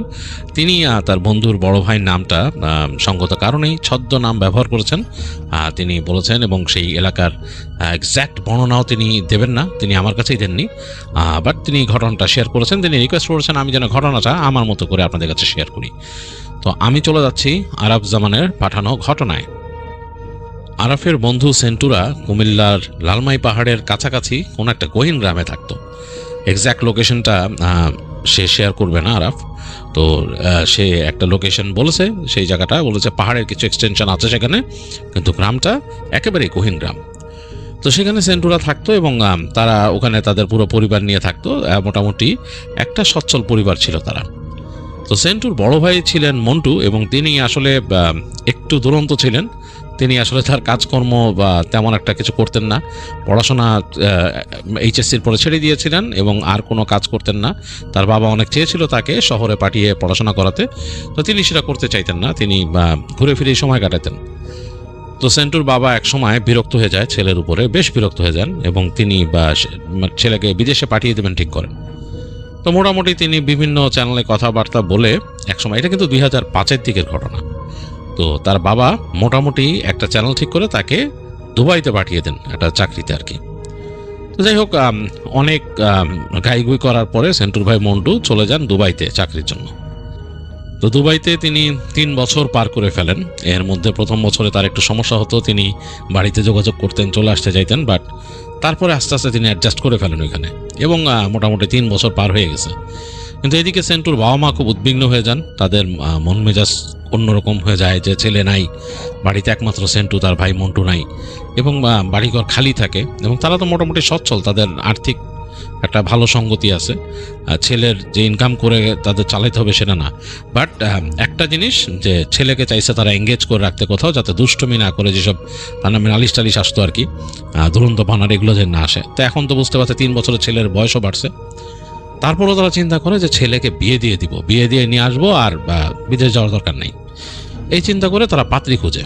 তো সেন্টুর বাবা বিভিন্ন জায়গায় পরিচিত মহলে খোঁজখবর নেয়, এবং খোঁজখবর নিতে নিতে তাদের কাছাকাছি এক গ্রামে তার এক পরিচিত মানুষের সাথে তার কথাবার্তা হয়, এবং সবাই মিলে পরিবারের সবাই মিলে ডিসাইড করে যে ওই বাড়িতে কথাবার্তা বলে দেখবে, এবং কথাবার্তা বলে তারা মোটামুটি সেটেল করে ফেলে যে সেই বাড়ির মেয়ের সাথে সেন্টুর ভাইয়ের বিয়ে দিবে। ওই মেয়ের পরিবার মন্টুর ছবি বা ইত্যাদি ইত্যাদি দেখে তারা বেশ পছন্দ করছে, এবং মেয়ের ছবিও সেন্টুর ভাইকে পাঠানো হয়েছে, তিনিও লাইক করছেন। যাই হোক, এরকম দিনে তার বাবা তাকে আসতে বলেন এবং একদিন মন্টু যথাসময়ে চলে আসেন দেশে। তো দেশে এসে গ্রামে আসছেন এবং তার একদিক দিয়ে ভালোই লাগতেছে, আবার তার কাছ থেকে তার একটু মনও টিকতেছে না। সে নাকি বাবা মাকে বারবার বলে যে আসলে ঠিক আছে, গ্রাম মনে পড়তো সবসময়, গ্রামের প্রতি একটা ভালোবাসা তো আছেই, কিন্তু এখন তো একটু মানে ভালো অ্যাডভান্সমেন্টে অভ্যস্ত হয়ে গেছি। দুবাইতে থাকতাম ভালো জায়গায়, ভালো সব জায়গায়, আমি যেখানে থাকতাম জায়গাটা ভালো ছিল সেই। তো তার বাবা মা বলে যে বাবা কি করবি, পরে নাহলে আমরা অন্য জায়গায় ঢাকা শহরে তোরে থাকার ব্যবস্থা করে দিব, অথবা কুমিল্লা শহরে আমরা একটা ঘর ভাড়া নিয়ে নিব, অসুবিধা নেই, আপাতত থাক, বিয়ে শাদী হোক। তো সেন্টুর বাবা তা এই মন্টুর মানে সেন্টুর বড় ভাইয়ের বিয়ের উপলক্ষে তার জন্য একটা নতুন ঘর বানায় দেন। তাদের ঘর ছিল এমনি এই পাশে, তাদের টিনের ঘর সুন্দর করে বানানো ঘর, সেটা ছিল মানে ফ্লোর পাকা এবং বড় একটা ঘর। এবং ছেলের জন্য দেখে যে ছেলে তখন বড় হয়েছে এবং বিয়ে করতেছে, তো এর জন্য তিনি আরেকটা ঘর বানান, এটা একটু নিজেদের মূল ঘর থেকে একটু দূরে এই পাশে। তো সেটা একটা টিনের ঘর তিনি তৈরি করেন এবং সুন্দর দরজা দিয়ে ওরকম ফ্লোর পাকা করে ছেলেকে বলেন যে পরবর্তীতে তুই যদি থেকে যাস তাহলে তোরে হয় ঢাকা পাঠাই দিব, ব্যবসা বাণিজ্য একটা ধরাই দিব, আর নাহলে কুমিল্লা শহরে মুভ করে আমরা বাসা নিয়ে নিব। তো যাই হোক, তো ওখানে ঘর বানায় দেয় এবং মন্টুর কাছে ঘরটা বেশ লাগে, তার বাবা সুন্দর করে বানায় দিয়েছে ঘরটা। এবং তার পাশেই মানে ওই টিনের ঘরে তার আসলে অ্যাটাচ বাথরুম বানানো যায় না, তার পাশেই বাথরুম করে দিয়েছেন, তার গোসলখানার জায়গা করে দিয়েছেন, মানে খুব সুন্দর ওখানে, যাতে তার মোটামুটি একটা কভার্ড এলাকার মধ্যে তার থাকার ব্যবস্থা আর কি। কিন্তু মূল ঘর থেকে একটু দূরে হেঁটে বাইরে যেতে হয়। তো মন্টু সেই ঘরে মোটামুটি উঠলো এবং সব কিছু সে নিজের মতো গোছাইলো। নিজেই ফার্নিচারের দোকানে গিয়ে সে খাট কিনে নিয়ে আসলো, খুব তড়িঘড়ি করে করছে এগুলা, নিজের মতো আলনা কিনে নিয়ে আসছে, নিজের মতো একটা আলমিরা কিনছে, একটা সোফা সেট কিনছে, মানে ছোট সোফা সেট, মানে 3 সিটার একটা সোফা সেট সে কিনছে ঘরটার মধ্যে গোছায় রাখার জন্য। তো মোটামুটি সব কিছু গোছায় সে মোটামুটি একটু মানে গোছায় ফেলতে চাচ্ছে ঘরটা। তার মনেও একটু মানে শখ, সে বিয়ে করবে নতুন। তো তার বাবা এসে বললো, তুই যেগুলো করছিস তুই কি ঘরের মধ্যে মিলাদ দিছিলি? ঘরে তো মিলাদ হয় নাই, ঘর তো আমরা এমনি তুললাম, মিলাদ টিলাদ দিই নাই। তো মন্টুর ভাই বলে যে না বাবা, অসুবিধা নাই, কোনো ব্যাপার না, পরে দেওয়া যাবো, এখন কোনো এগুলারই নাই। তো মন্টুর ভিতরে মানে খুব একটা আগ্রহ নাই ব্যাপারটা নিয়ে। তো তার বাবা ছেলের সাথে তর্ক করতে গিয়েও পরে চিন্তা করলেন যে একদিন পরে আসছে, আর কি তর্ক করবো ওর সাথে, আর তর্ক টর্ক না করে তিনি জাস্ট চলে গেলেন নিজের কাজে। তো মন্টু মোটামুটি খুব শখেই তার ঘরটার গোছা টোছা বাইরে গেছে। রাত্রেবেলা আসছে ঘরে, ব্যাক করছে নিজের বাসাতে, মানে মূল বাসাতে খাওয়া দাওয়া করে রাত 9টা 9:30টার দিকে নিজের ঘরে আসছে। এসে বসে এসে চিন্তা করতেছে যে কীরকম কীভাবে সব সেট আপ করবে, এগুলা আরও অনেক প্ল্যানিং করতেছে। তো এগুলো চিন্তা করতে করতে একসময় সে তার নিজের নতুন খাটে উঠে শুলো, নতুন জাজিম দেওয়া, একটু ভালো ফিল করতেছে। তারপরে সে ওখানে ম্যাগাজিন ছিল, ম্যাগাজিন একটা নিয়ে পড়তেছে শুয়ে শুয়ে। তো ম্যাগাজিন পড়তে পড়তেই তার ইলেকট্রিসিটি চলে গেল, মানে ওখানে ইলেকট্রিসিটি খুব একটা বেশি থাকতো না, মানে আসতো, বলা যায় যে থাকার বদলে আসতো ইলেকট্রিসিটি মাঝে মাঝে, এরকম অবস্থা। ইলেকট্রিসিটি চলে গেল, ঘর অন্ধকার একদম। তো মন্টু বুঝতেছে যে তার যে টেবিল আছে, টেবিলের ড্রয়ারে মোমবাতি আছে, ভাবতেছে বের করবে কিনা এটা। এখন বেশ কিন্তু ঠান্ডা, মানে বেশ শীত, মানে কুমিল্লার ওই অঞ্চলে অনেক শীত কিন্তু, এবং পার্শ্ববর্তী বর্ডার থেকে ওদিকে পাহাড়ের পাশ থেকে শীত আরও আসে, একদম পুরা প্রচণ্ড ঠান্ডা হয়ে যায়। তো অনেক শীত। এখন সে চিন্তা করতে সে উঠবে, তার কাছে এইটাও মানে একটা আলসেমি লাগতেছে। তো মন্টু ভাবলো যে আমি শুয়েই পড়ি। তার নতুন লেপ কিনছে এবং সেই লেপে এখনও কভার লাগানো হয়নি। তো সে মোটামুটি লেপটা টেনে নিছে গায়ের মধ্যে, চাদর নিজে সরা রেখে লেপ টেনে নিয়ে সে শুয়ে পড়লো ঘুমানোর জন্য, প্রিপারেশন নিল, সে মানে ঘুমায় যাবে। তো লেপের নিচে শুয়ে পড়ছে, বেশ ঠান্ডা, এবং রাতের বেলা রাতের যে একবারে যে প্রাকৃতিক শব্দ শোনা যাইতেছে, ঝিঝি পোকার ডাক, হালকা হালকা রাতের মধ্যে যেসব মানে অন্যরকম শব্দ গ্রামে আছে, রাতে পাওয়া যায় বিভিন্ন পোকামাকড়ের ডাক, সেগুলো পাচ্ছে। এবং মন্টুর কাছে একটু অন্যরকম লাগতেছে, কেন মোটামুটি 3 বছরে সে দুবাইতে একটা ডিফারেন্ট এনভায়রনমেন্টে ছিল, তার মানে ব্যাপারটা একটু অন্যরকম হয়ে গেছিলো। এখন হঠাৎ করে এই এনভায়রনমেন্টে স্যুট করে যাওয়াটা আবার একটু অন্যরকম লাগতেছে তার কাছে, মন্টুর কাছে। তো আর টিনের ঘর দেখে এই শীতে কিন্তু ঘরটা আরও ঠান্ডা হয়ে গেছে, কারণ চারিপাশে মানে টিনের দেয়াল, এবং ছাদের উপরে যদিও তার বাবা ওখানে সিলিং দিয়ে দিচ্ছে, কাঠের সিলিং, তারপরও ঠান্ডাটা বেশ ভালো মতো ঢুকতেছে ঘরে। তো সে লেপ টেপ একদম গায়ে টেনে জুবুতুবু হয়ে শুয়ে আছে। অনেকক্ষণ হয়ে গেছে, তার ঘুম চলে আসছে, চোখে একেবারে ঘুম, ইলেকট্রিসিটি মনে হয় রাতে আর আসবে না। তো প্রায় ঘুমায় গেছিল মন্টু। এই সময় তার রুমের তার মাথার কাছে একটা জানালা আছে, ওই জানলার মধ্যে ঠকঠক করে নক হলো। মন্টু চিন্তা করছে জানলার মধ্যে কে নক করতেছে। সে আর জিজ্ঞেস করলো কে, কোনো শব্দ নাই। তারপর সে বললো কি রে সেন্টু নাকি? তো বলতেছে কোনো শব্দ নাই এখানে, মানে একদম নীরব। তো সে চিন্তা করলো কে নক করে। তো আর কোনো কথা না বলে সে আবার শুয়ে পড়লো। চিন্তা করছে কে নক করলো, মানে মাথার মধ্যে ঘুরতেছে এটা। কয়েক সেকেন্ড পর আবার নক হলো টক ঠক করে। সে আবার জিজ্ঞেস করলো কে। তো তখন ওই পাশ থেকে একটা মানে ভাঙা ভাঙা গলায়, মানে চাপা গলায় বলছে আনিস, দরজা খুল। তো আনিস হচ্ছে গিয়ে মন্টুর ফ্রেন্ড, মানে সেই আগে একসাথে তারা আড্ডা দিত, ঘুরতো, খুব ক্লোজ ছিল। তো আনিসের সাথে তার বাবা মা কেউই পছন্দ করতো না আনিসকে, ফ্যামিলির কে, এমনকি তার ভাই সেন্টু আনিসকে দেখলে নালিয়ে যেত বাসায় যে এই আসছে, আনিস ভাই আসছে, এসে ডিস্টার্ব করতেছে, ওরা এই কাজ করবো ওই কাজ করবো একসাথে, এইসব বিভিন্ন রকমের কমপ্লেন সেন্টুও দিয়ে দিত। তো তো এই আনিসের কণ্ঠ শুনে মন্টু একটু অস্বস্তি ফিল করলো।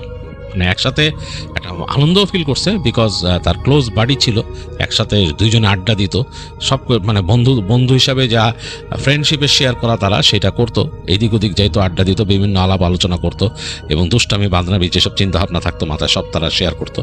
তো এদিক দিয়ে ভালো লাগছে যে ক্লোজ ফ্রেন্ড একটারে পাইছে।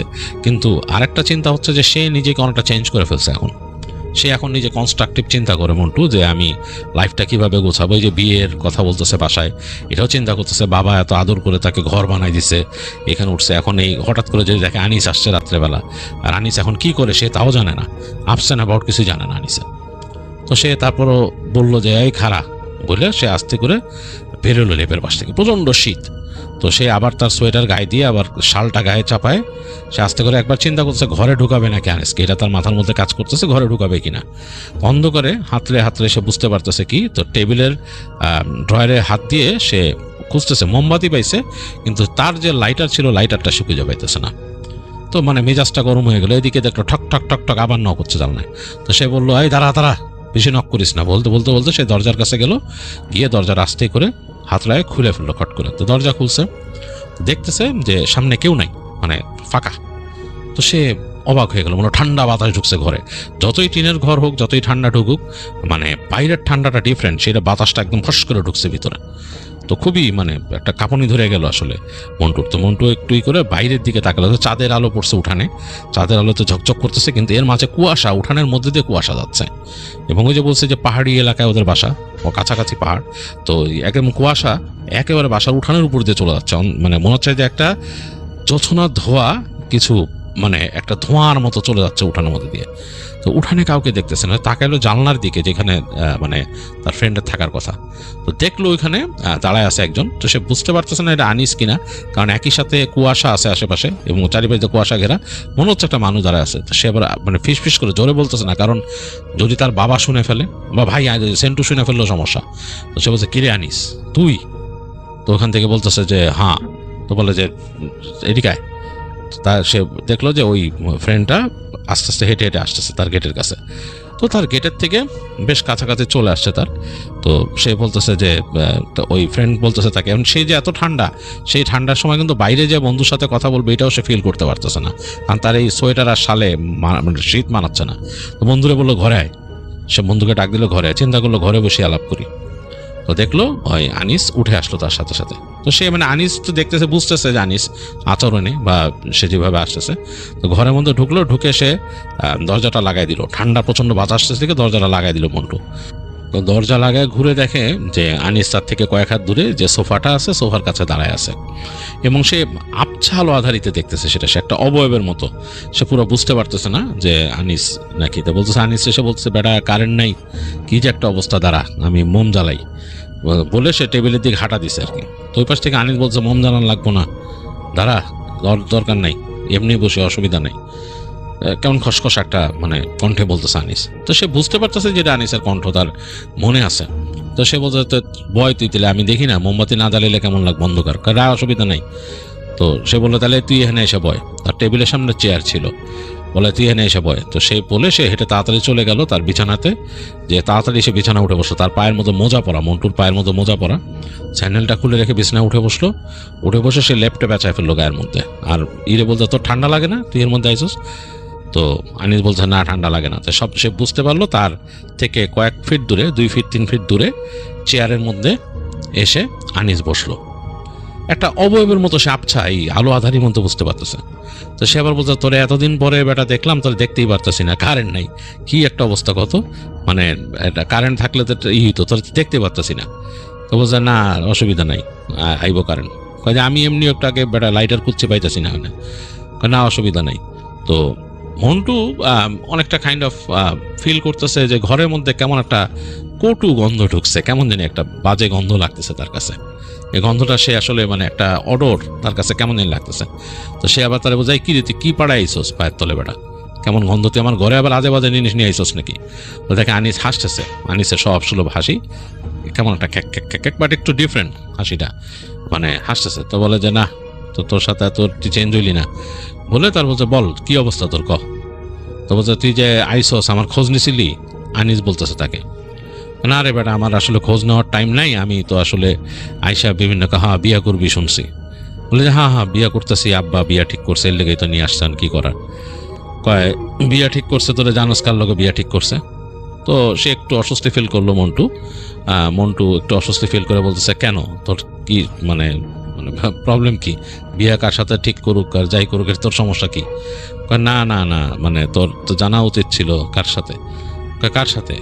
মমতাজের লোকে। বলে মমতাজ তো তুই নামও জানোস, তোর সমস্যা কি? মন্টু বলতে তোর সমস্যা কি? বলে যে না না সমস্যা আছে, তোরে আসলে আমার কিছু জিনিস বলার ছিল। আচ্ছা যাক পরে বলবো। না দোস্ত কোনো ঘাপলা আছে? মন্টু যে কোনো ঘাপলা আছে? না ঘাপলা নাই, তোরে কিছু কথা বলতাম আমি পরে, যাক তুই বয় এমনি আমরা গল্প করি। এরকম কথা বলে সে চুপ করে আছে। তো মন্টু নিজে একটু অস্বস্তি ফিল করতেছে, কেমন যেন একটু অড হয়ে গেছে সিচুয়েশনটা। মন্টুর এদিকে আবার খুব ঠান্ডাও লাগতেছে। মন্টু বলে কি তুই এক কাজ কর, তুই আর যাইস না, হয়ে থাক না, আমারও ঘুমাইতেছে বেটা, তুই আমার এখানে বিছনায় হয়ে থাক। বলে না না অসুবিধা নাই, আমি এখানে আসি, তোর পাশেই তো বসা, তুই শো তারপর কথা বলি।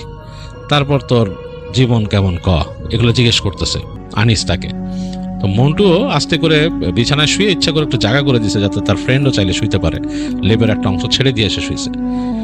তো শুয়ে এসে অনেকক্ষণ শুয়ে আছে এবং বলতেছে তার বিভিন্ন কথা, যে আমি তো গেলাম ওইখানে এই সেই বিভিন্ন তার ঘটনা বলতেছে, যে ওখানে যাওয়ার পর কি হলো। তো তার কাছে মনে হয় যে তার ফ্রেন্ড শুনতেছে। তারপর একটু পরে সে ফিল করলো তার ফ্রেন্ড উঠে আসলো চেয়ার থেকে, এসে তার চৌকিতে মানে তার যে খাটটা কিনছে আর কি, তার খাটে বসলো, বসে তার ফ্রেন্ড শুইলো এবং সে ফিল করলো যে তার লেপটাও কিছুটা তার ফ্রেন্ড তার গায়ে নিল। তো তারপর সে কথা বলতে বলতে কখন মন্টু আসলে ঘুমায় গেছে তার খেয়াল নেই। রাত পার হয়ে গেছে, এক সময় সকালে তার ঘুম ভাঙছে, প্রচণ্ড ঠান্ডা, ঘরের মধ্যে বরফের মতো চারিদিক, মানে সে নড়তে পারতেছে না, একদম ফ্রিজিং। তো উঠে এসে মানে মাথা টাথা মানে এরকম ঝাড়া দিতেছে, ঠান্ডায় মাথা ধরে গেছে। তাকে ফার্স্টে সে মনে পড়লো যে রাতের বেলা তো তার ফ্রেন্ড আনিস আসছিল এখানে, আনিস কুই। তাকায় দেখতেছে যে নাই, তার মানে পাশে কেউ নাই, বিছানার মধ্যে কেউ নাই। তো সে একটু অবাক হইলো, ঘটনা কি, মানে আনিস ছিল। তারপর তাকাইলো গেটের দিকে, দেখে দরজা লাগানো। তা আনিস গেলে তো মানে দরজাটা খুলে যাবে বা তাকে বলে যাবে, তাহলে কি কিছু বললো না। খুব অস্বস্তি ফিল করলো সে মানে খুবই অস্বস্তি ফিল করলো। তো সে লেপটা টানলো, টেনে সামনে আনলো, মানে এই পাশে সরাই নিল। দেখলো যে যেইখানে তার বন্ধুর শোয়ার কথা সেখানে সুন্দর মনে হচ্ছে যে একটা মানুষ শুয়ে থাকলে যেরকম একটা দাগ হয় সেরকম একটা মানে পুরা দাগ হয়ে আছে। মানুষের একটা শরীরের চাপ যেরকম থাকে আর কি, একটা জায়গায় যদি শুয়ে থাকলে যেরকম সেরকম। তো সে হাত দিয়ে দেখলো ওই জায়গায় যে কোনো হিট নাই, জায়গাটার মধ্যে যে মানুষের শরীরে হিট থাকে সেটা নাই, জায়গাটা ঠান্ডা হয়ে আছে বরফের মতো। তো তখন মন্টু মনে করলো যে মনে হয় অনেকক্ষণ আগে উঠে চলে গেছে, আনিস মনে হয় চলে গেছে, কিন্তু সে ভাবতে পারতেছে না যে আনিস গেল কেমনে, দরজাটা আবার লাগলো কেমনে, এটা সে মাথায় তুলতে পারতেছে না। যাই হোক ঠান্ডার মধ্যে অনেক কষ্টে বের হয়ে এসে সে ওইটা কিছুক্ষণ ঘরে যায় তার মতো সে কথাবার্তা বলে, এগুলোতে সে ভুলে যায়, আনিসের কথাটাই ভুলে যায়। আনিসের প্রসঙ্গ সে আনেও না বাসায়, কারণ জানে যে আনিসের কথা বললে বাসায় সমস্যা করবে। বাবা মা বিশাল সমস্যা করবো বলে তুই আবার শুরু করছস। তো সুতরাং ওই সব সে বাদ দেয়, সে নিজের মতো ফ্রেশ ট্রেশ হয়, ফ্রেশ ট্রেশ হয়ে নিজের কাজে লেগে যায়। এবং সে তার মাকে শুধু বলে যে মা অনেক গরম, ঠান্ডা ঘরে, অনেক ঠান্ডা, মানে টিকা যায় না, কঠিন অবস্থা, তুমি এক কাজ করো, আমার ওই যে মালসায় দিও, মালসার মধ্যে কয়লা দিয়ে দিও রাত্রে। তো তার মা বলে আচ্ছা ঠিক আছে, মালসায় কয়লা দিয়ে দেবো মনে। মানে তাদের অঞ্চলে তারা যেটা করতো, অনেক ঠান্ডা পড়লে, অনেক ঠান্ডা যখন পড়ে যেত, মাটির মালসার মধ্যে কয়লা দিয়ে সেটা জ্বালায় রাখতো। তো সেটা অনেক সময় খাটের নিচে বা ঘরের একটা কোনায় রেখে দিলে ঘরটা মানে গরম হয় আর কি, উষ্ণ হয়। তো সে তার মাকে এটা বলে তার নিজের কাজে চলে যায়। তো সারাদিন বিভিন্ন কাজে কর্মে থাকে মন্টুর আর কিছু খেয়াল নেই। রাত হয়ে গেছে, সে আর গতকালকের কথা তার কিছু মনেই নেই, মানে তার আসলে এগুলো মাথায় আসেনি আর কি। তো রাতের বেলা যথারীতি সে তার ঘরে আসে থাকতে, এবং এসে দেখে যে ঠিকই তার ছোট ভাইয়ের হাতে পাঠিয়ে দিছে মালসা, তার মা।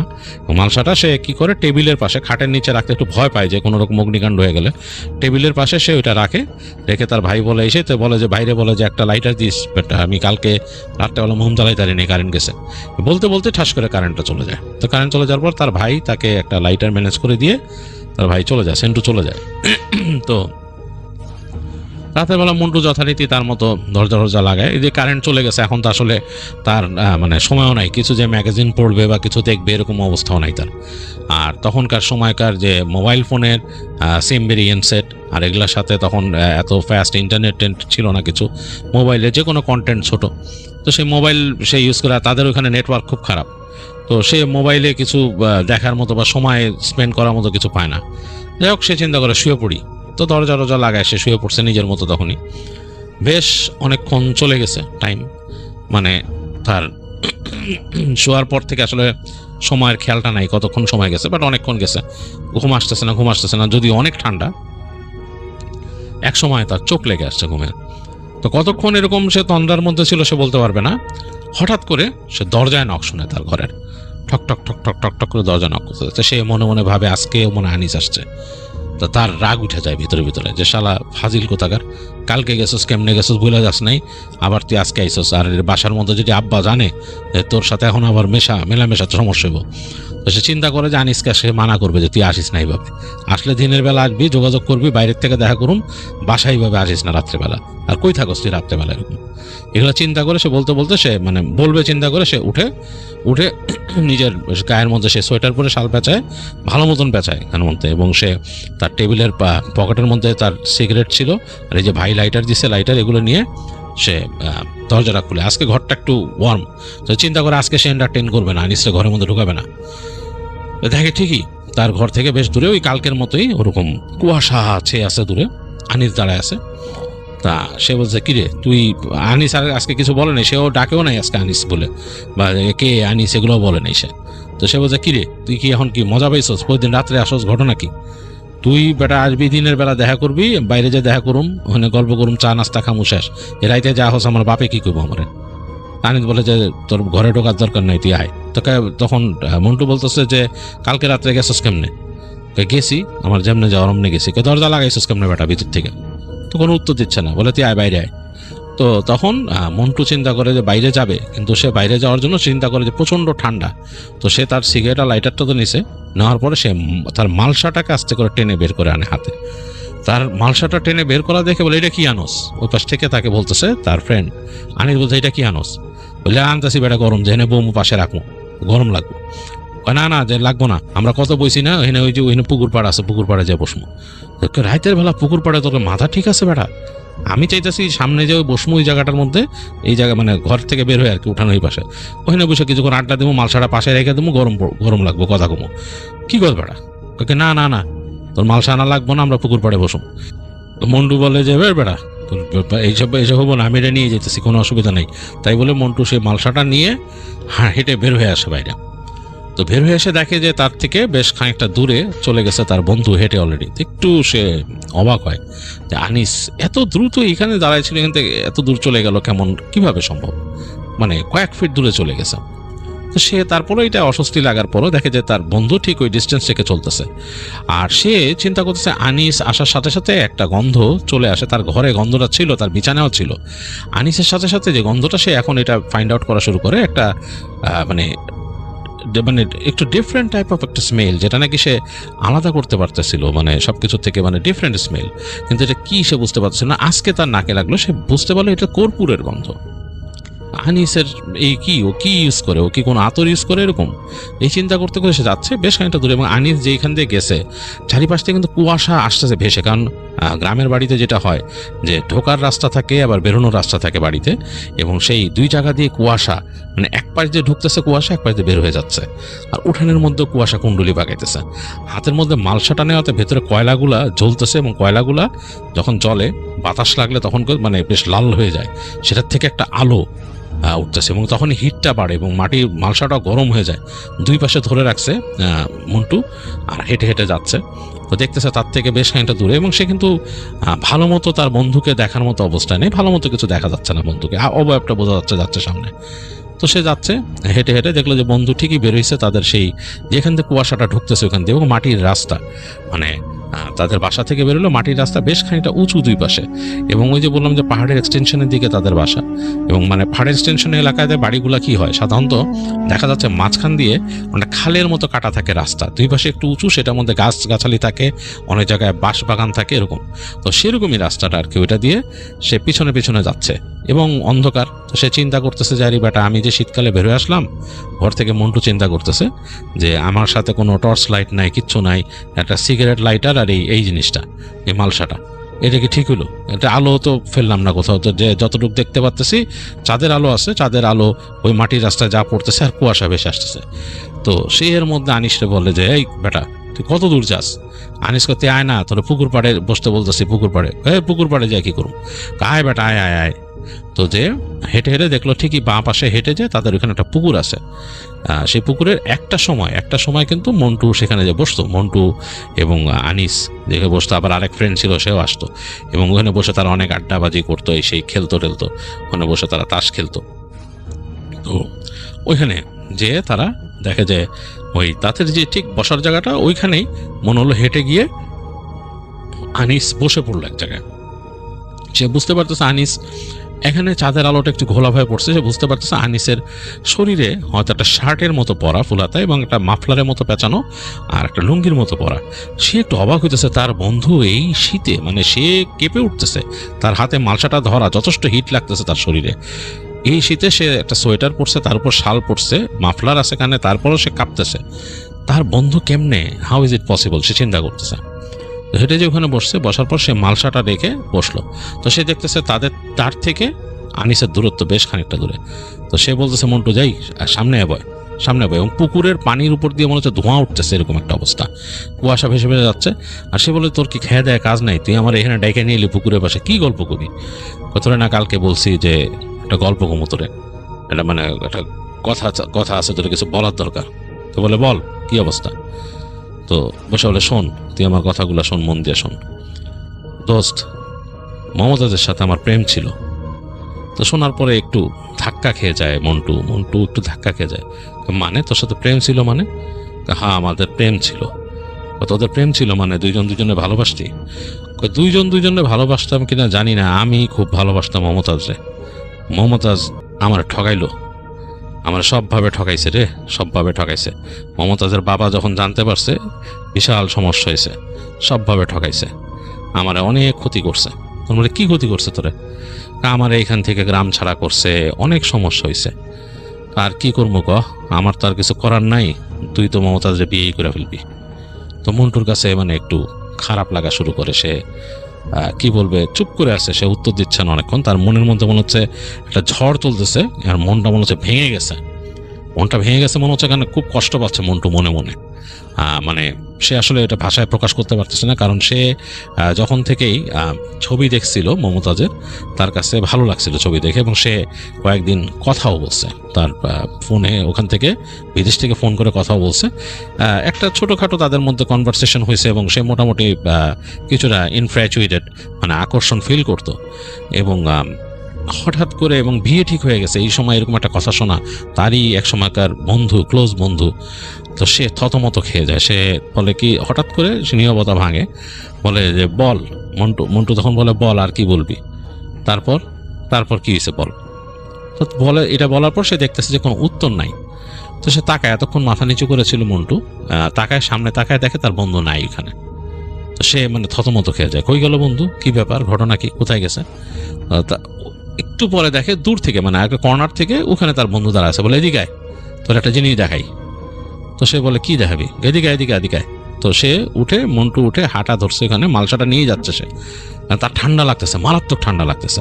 তার বন্ধু ওইটা রাই খায়, ওইটা আনতেছ স্কিল লেখা গাধা, আয় আয় ওইটা রাই খায়, এদিকে একটা জিনিস দেখাই তোরে। তো মন্টু আর কোনো কথা না বলে, তার মনটা খুব খারাপ, সে আস্তে করে মালসাটা রেখে হাঁটা দেয় এদিকে। তো হাঁটতে হাঁটতে সে যাচ্ছে, দেখতেছে তার বন্ধু হেঁটে যাচ্ছে কুয়াশার মধ্যে দিয়ে, মানে একদম আবছা আবছা দেখা যাচ্ছে বন্ধুকে।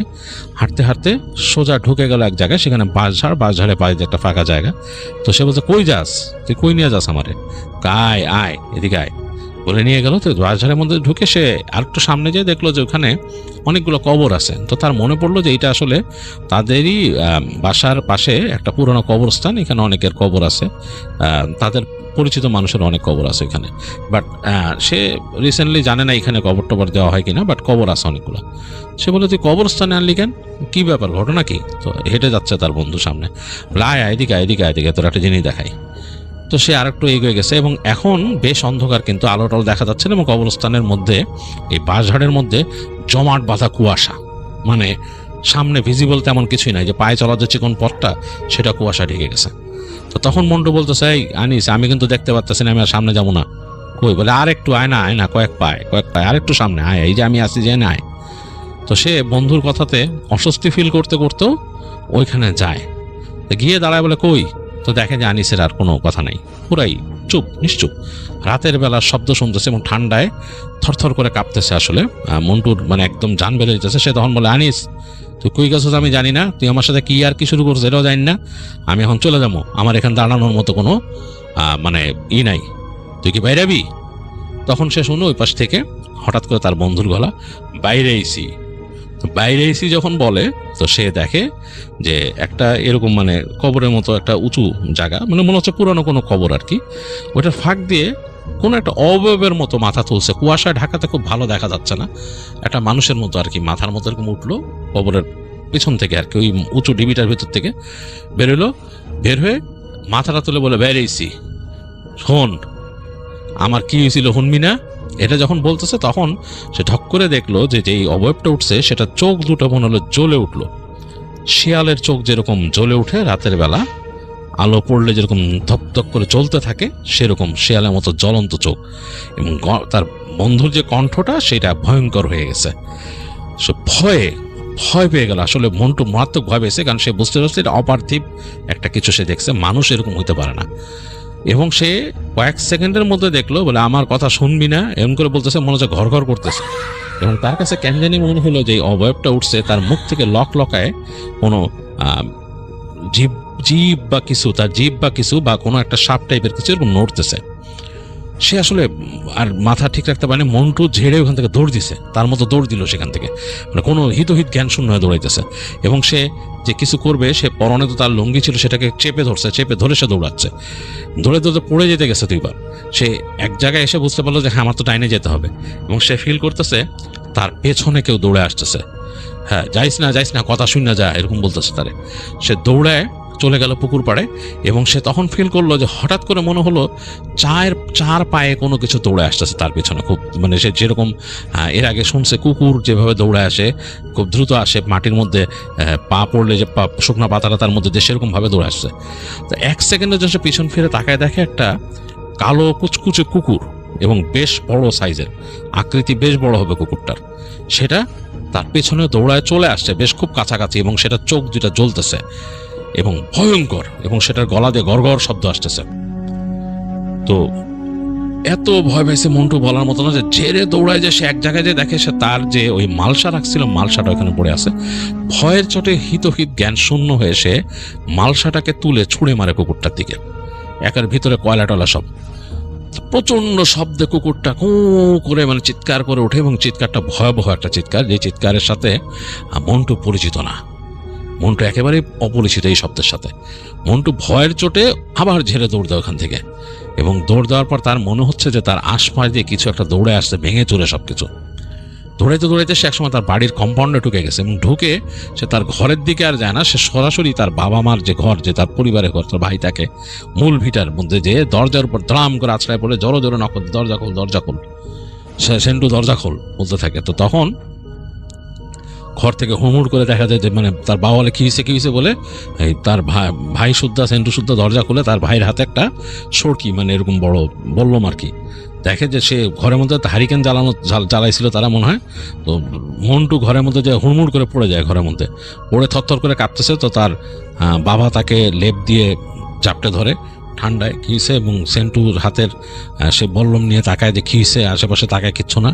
তো সাথে সাথে তার মা আরেকটা হারিকেন ধরায় ঘরের মধ্যেই করে, এবং তার বাবা ওখান থেকে বের হয়ে মানে লেপ দিয়ে ছেলেকে ঢেকে চিৎকার করতে থাকে তার ভাইদের জন্য, তাদের আরও ঘর আছে এদিকে আশেপাশে, মানে মন্টুর চাচাদের, তাদের জন্য জোরে জোরে চিৎকার দিতে থাকে, ডাকাত ডাকাত এসব বলে। তো তারা মোটামুটি অনেকেই দেখা যায় সাউন্ড টাউন্ড করে বাসার থেকে বের হয়ে আসছে জিনিসপত্র নিয়ে, মানে সড়কি মুড়কি এগুলো নিয়ে।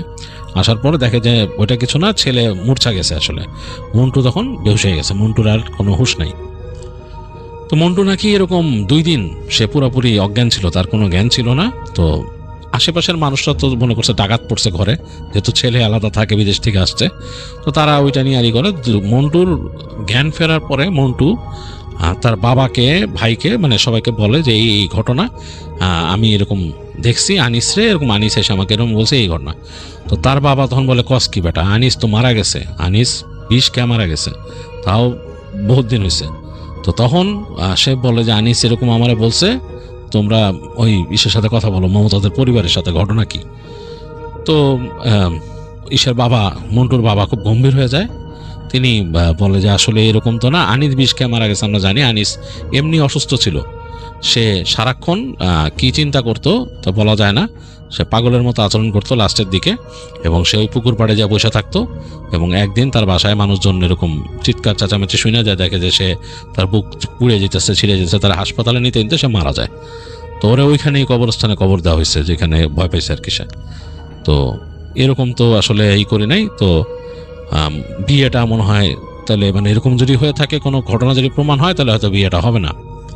তো ঈশের বাবা, মন্টুর বাবা, সেই মেয়ের বাবার সাথে কথা বলেন।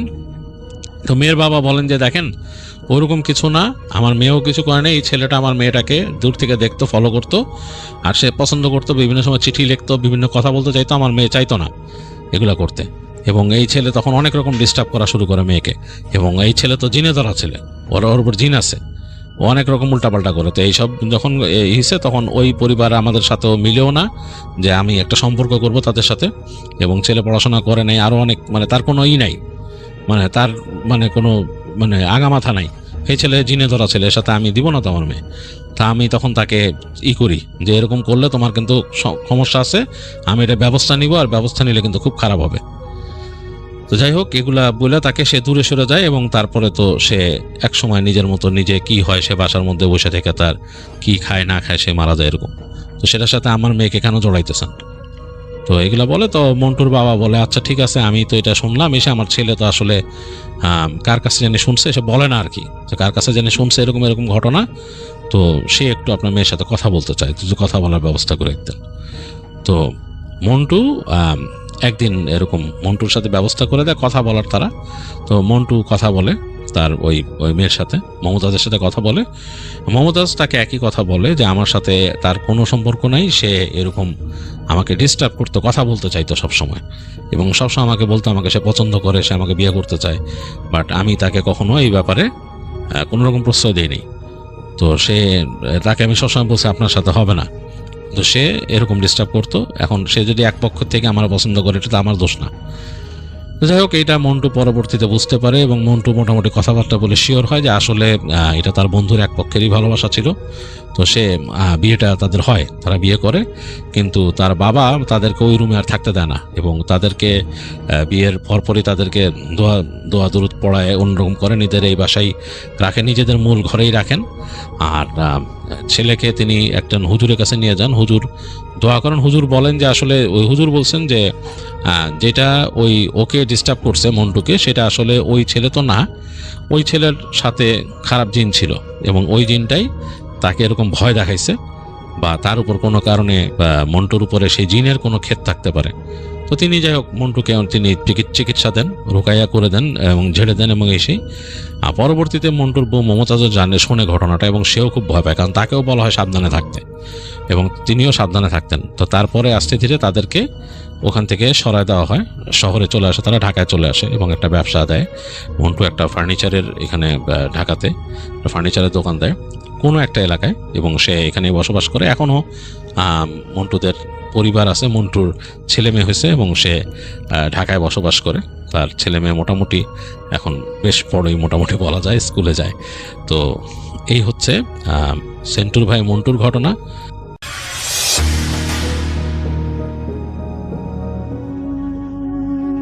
আমার হাতের টর্চ লাইটের আলোটা হঠাৎ কাঁপতে কাঁপতে নিভে গেল। রেল লাইনের দুপাশের ঘন ঝোপঝাড়ের ভেতর থেকে একটা পাতাও যেন নড়ছিল না। তখনই লাইনের লোহার পাত ঘেঁষে একটা তীব্র পচা মাংসের গন্ধ আমার নাকে এসে পড়ল। আমি মোবাইলটা বের করে ফ্ল্যাশ লাইট জ্বালালাম। আলোর তীব্রতা যেখানে গিয়ে পড়ল, তখনই আমার বুকের ভিতরটা ধক করে উঠল। কেননা এতক্ষণ আমার পাশের রেল লাইনের পাথরে মারিয়ে হেঁটে চলা সেই চেনা গেটম্যান চাচাটি অদ্ভুতভাবেই লম্বা হতে শুরু করেছে। অন্ধকারের মধ্যেই আমি দেখলাম তার উচ্চতা বেড়ে পাশের তাল গাছটার সমান হয়ে গেছে। যখন সে এক ঝটকায় আমার দিকে ঘাড় ঘুরিয়ে তাকালো, আমার কলিজা শুকিয়ে গেল। তার মুখে কোনো চোখ, নাক, মুখ কোনো কিছুই নেই, কেবল মসৃণ কুচকুচে কালো চামড়ার একটা ফাঁকা অংশ। আর তার দুটো পা সম্পূর্ণ উল্টো দিকে ঘোরানো।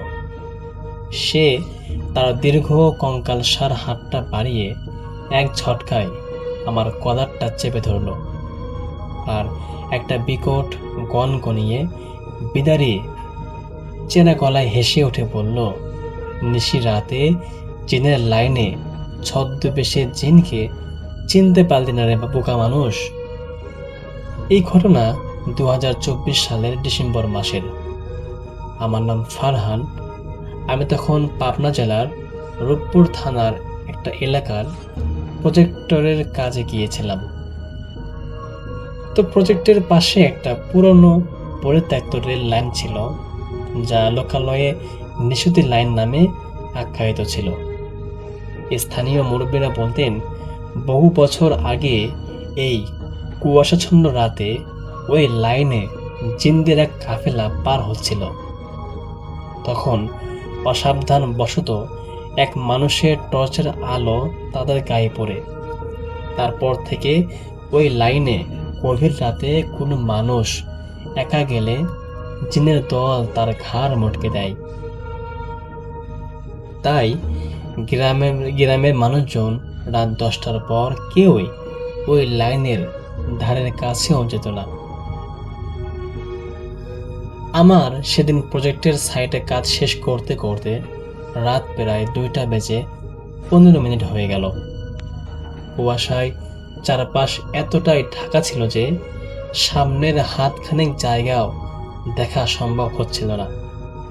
তাই শর্টকাট রাস্তা হওয়ায় আমি আর কোনো উপায় না পেয়ে সেই পরিত্যক্ত রেল লাইনের ওপর দিয়েই হাঁটা শুরু করলাম। যখন আমি রেল লাইনের একটা বড় কালভার্টের কাছাকাছি পৌঁছলাম, তখনই চারপাশের পরিবেশটা আচমকাই থমথমে হয়ে গেল। ঝিঝি পোকার ডাক কিংবা রাতের শেয়ালের ডাক সব যেন এক পলকেই বন্ধ হয়ে গেল। ঠিক তখনই আমার হাতের ভারী টর্চ লাইটটা নিজেই দপ করে নিভে গেল। আমি অন্ধকারে দাঁড়িয়ে যখন মোবাইল বের করে আমার ফোনের ফ্ল্যাশ লাইট জ্বালালাম এবং চালানোর চেষ্টা করছিলাম, তখনই রেল লাইনের পাথরের উপর তীব্র খসখস শব্দ হলো। আমি আলোর তীব্রতা সামনে ফেলতে দেখলাম আমাদের প্রজেক্টের নাইট গার্ড রহমত চাচা কুয়াশার মধ্যে থেকে হেঁটে আসছেন। ওনাকে দেখে আমি হাঁপ ছেড়ে বাঁচলাম। বললাম, রহমত চাচা। যখন উনি আসলেন, ওনাকে বললাম, রহমত চাচা, এই রাতে আপনি এখানে কি করছেন? আপনার তো এ সময় ঘুমানোর কথা। কিন্তু উনি কোনো কথা বললেন না, শুধু ওনার হাতের চেরাকটা উঁচিয়ে আমাকে ওনার পিছু পিছু আসতে ইশারা করলেন। আমিও না বুঝে ওনার পিছনে পাথরের ওপর দিয়েই হাঁটতে লাগলাম। কিন্তু কিছু দূর যাওয়ার পরেই বাতাসে হঠাৎ করে একটা তীব্র গন্ধ ছড়িয়ে পড়ল। ঠিক তখনই বিজলি চমকানোর মতো একটা তীব্র আলো এবং আমার সামনে থাকা রহমত চাচার শরীরটা অদ্ভুত ঝটকায় সোজা হয়ে পড়ে গেল। 1 সেকেন্ডের মধ্যে ওনার উচ্চতা সাধারণ মানুষের চেয়েও অন্তত 3 গুণ বেশি হয়ে গেল এবং মাথাটা গিয়ে ঠেকল লায়নের পাশের গাছের মগডালে। সে যখন ধীর গতিতে আমার দিকে ঘাড় ঘোরালো, আমি দেখলাম ওনার মুখে কোনো চোখ নেই, নাক বা চামড়া নেই, কেবল কুচকুচে কালো অন্ধকারের একটা শূন্য গর্ত। আর ওনার হাঁটুর নিচ থেকে দুটো পা ছিল সম্পূর্ণ উল্টো দিকে ঘোরানো। ভয়ে আমার পুরো শরীর অবশ হয়ে গেল। পা দুটো লাইনের পাথরের সাথে জ্যাম হয়ে গেল। সে তার সেই দীর্ঘ কঙ্কাচারা হাতটা বাড়িয়ে এক ঝটকায় আমার গলাটা চেপে ধরে আমাকে মাটি থেকে অন্তত 3 ফুট উপরে শূন্য তুলে ফেললেন। অক্সিজেন অভাবে আমি ছটফট করতে লাগলাম, আর সেই অবয়বহীন মুখের ভেতর থেকে একটা বেকট চেরা গলায় ফিসফিসানি ভেসে এলো, জিনের সীমানায় পা দিয়েছিস মানুষ, এবার তোকে এই লাইনেই চিরতরে বলি হতে হবে। তখন আমি মনের শেষ শক্তি এক করে সবকিছু বাদ দিয়ে আল্লাহর দিকে খেয়াল করে আয়াতুল কুরসি এবং সূরা নাস এবং সূরা ফালাক পড়তে শুরু করলাম। আমি যখন আল্লাহ তাআলার নামগুলো পড়তে শুরু করলাম, তার ঠিক কিছুক্ষণ পরেই একটা তীব্র বাতাস হয়ে একটা ঝটকা লেগে রহমত আলী চাচা মুহূর্তের মধ্যেই প্রাকৃতির সাথে মিলিয়ে গেল এবং সে একদম পুরোপুরিভাবে মিলিয়ে গেল। আমিও ভয়ে আচমকা অজ্ঞান হয়ে পড়ে গেলাম। পরদিন সকালে আমার প্রজেক্টরের লেবাররা আমাকে রেল লাইনের পাশ থেকে উদ্ধার করে এবং আমাকে নিকটবর্তী একটা হসপিটালে ভর্তি করে দেয়। সেখান থেকে আমার প্রায় 3 দিন পর জ্ঞান ফিরে। যখন জ্ঞান ফিরে তখন আমাকে সবাই বলে, আপনার ভাগ্য খুব ভালো ছিল, না হলে আপনি সেদিন হয়তো বেঁচে ফিরতে পারতেন না। এখনো মাঝে মাঝে আমার মনে হয় সেই গল্পের কথা, যে না জানে কবে হুট করে কে কোথায় আমাকে আবারও সেই ছদ্মবেশী জিন আমার সামনে এসে আমাকে আক্রমণ করে। এই জন্য আমি সবাইকে সতর্ক করব, আপনারা সকলে সবসময় সাবধানে চলাফেরা করবেন। তো এই ছিল আমার ঘটনা। আশা করছি আজকের ঘটনা আপনাদের ভালো লেগেছে। যদি ভালো লাগে আপনারা অবশ্যই লাইক, কমেন্ট, শেয়ার করবেন এবং দেখা হবে পরবর্তী কোন এপিসোডে। আজকের মতো এখানেই বিদায় নিচ্ছি। আল্লাহ হাফেজ।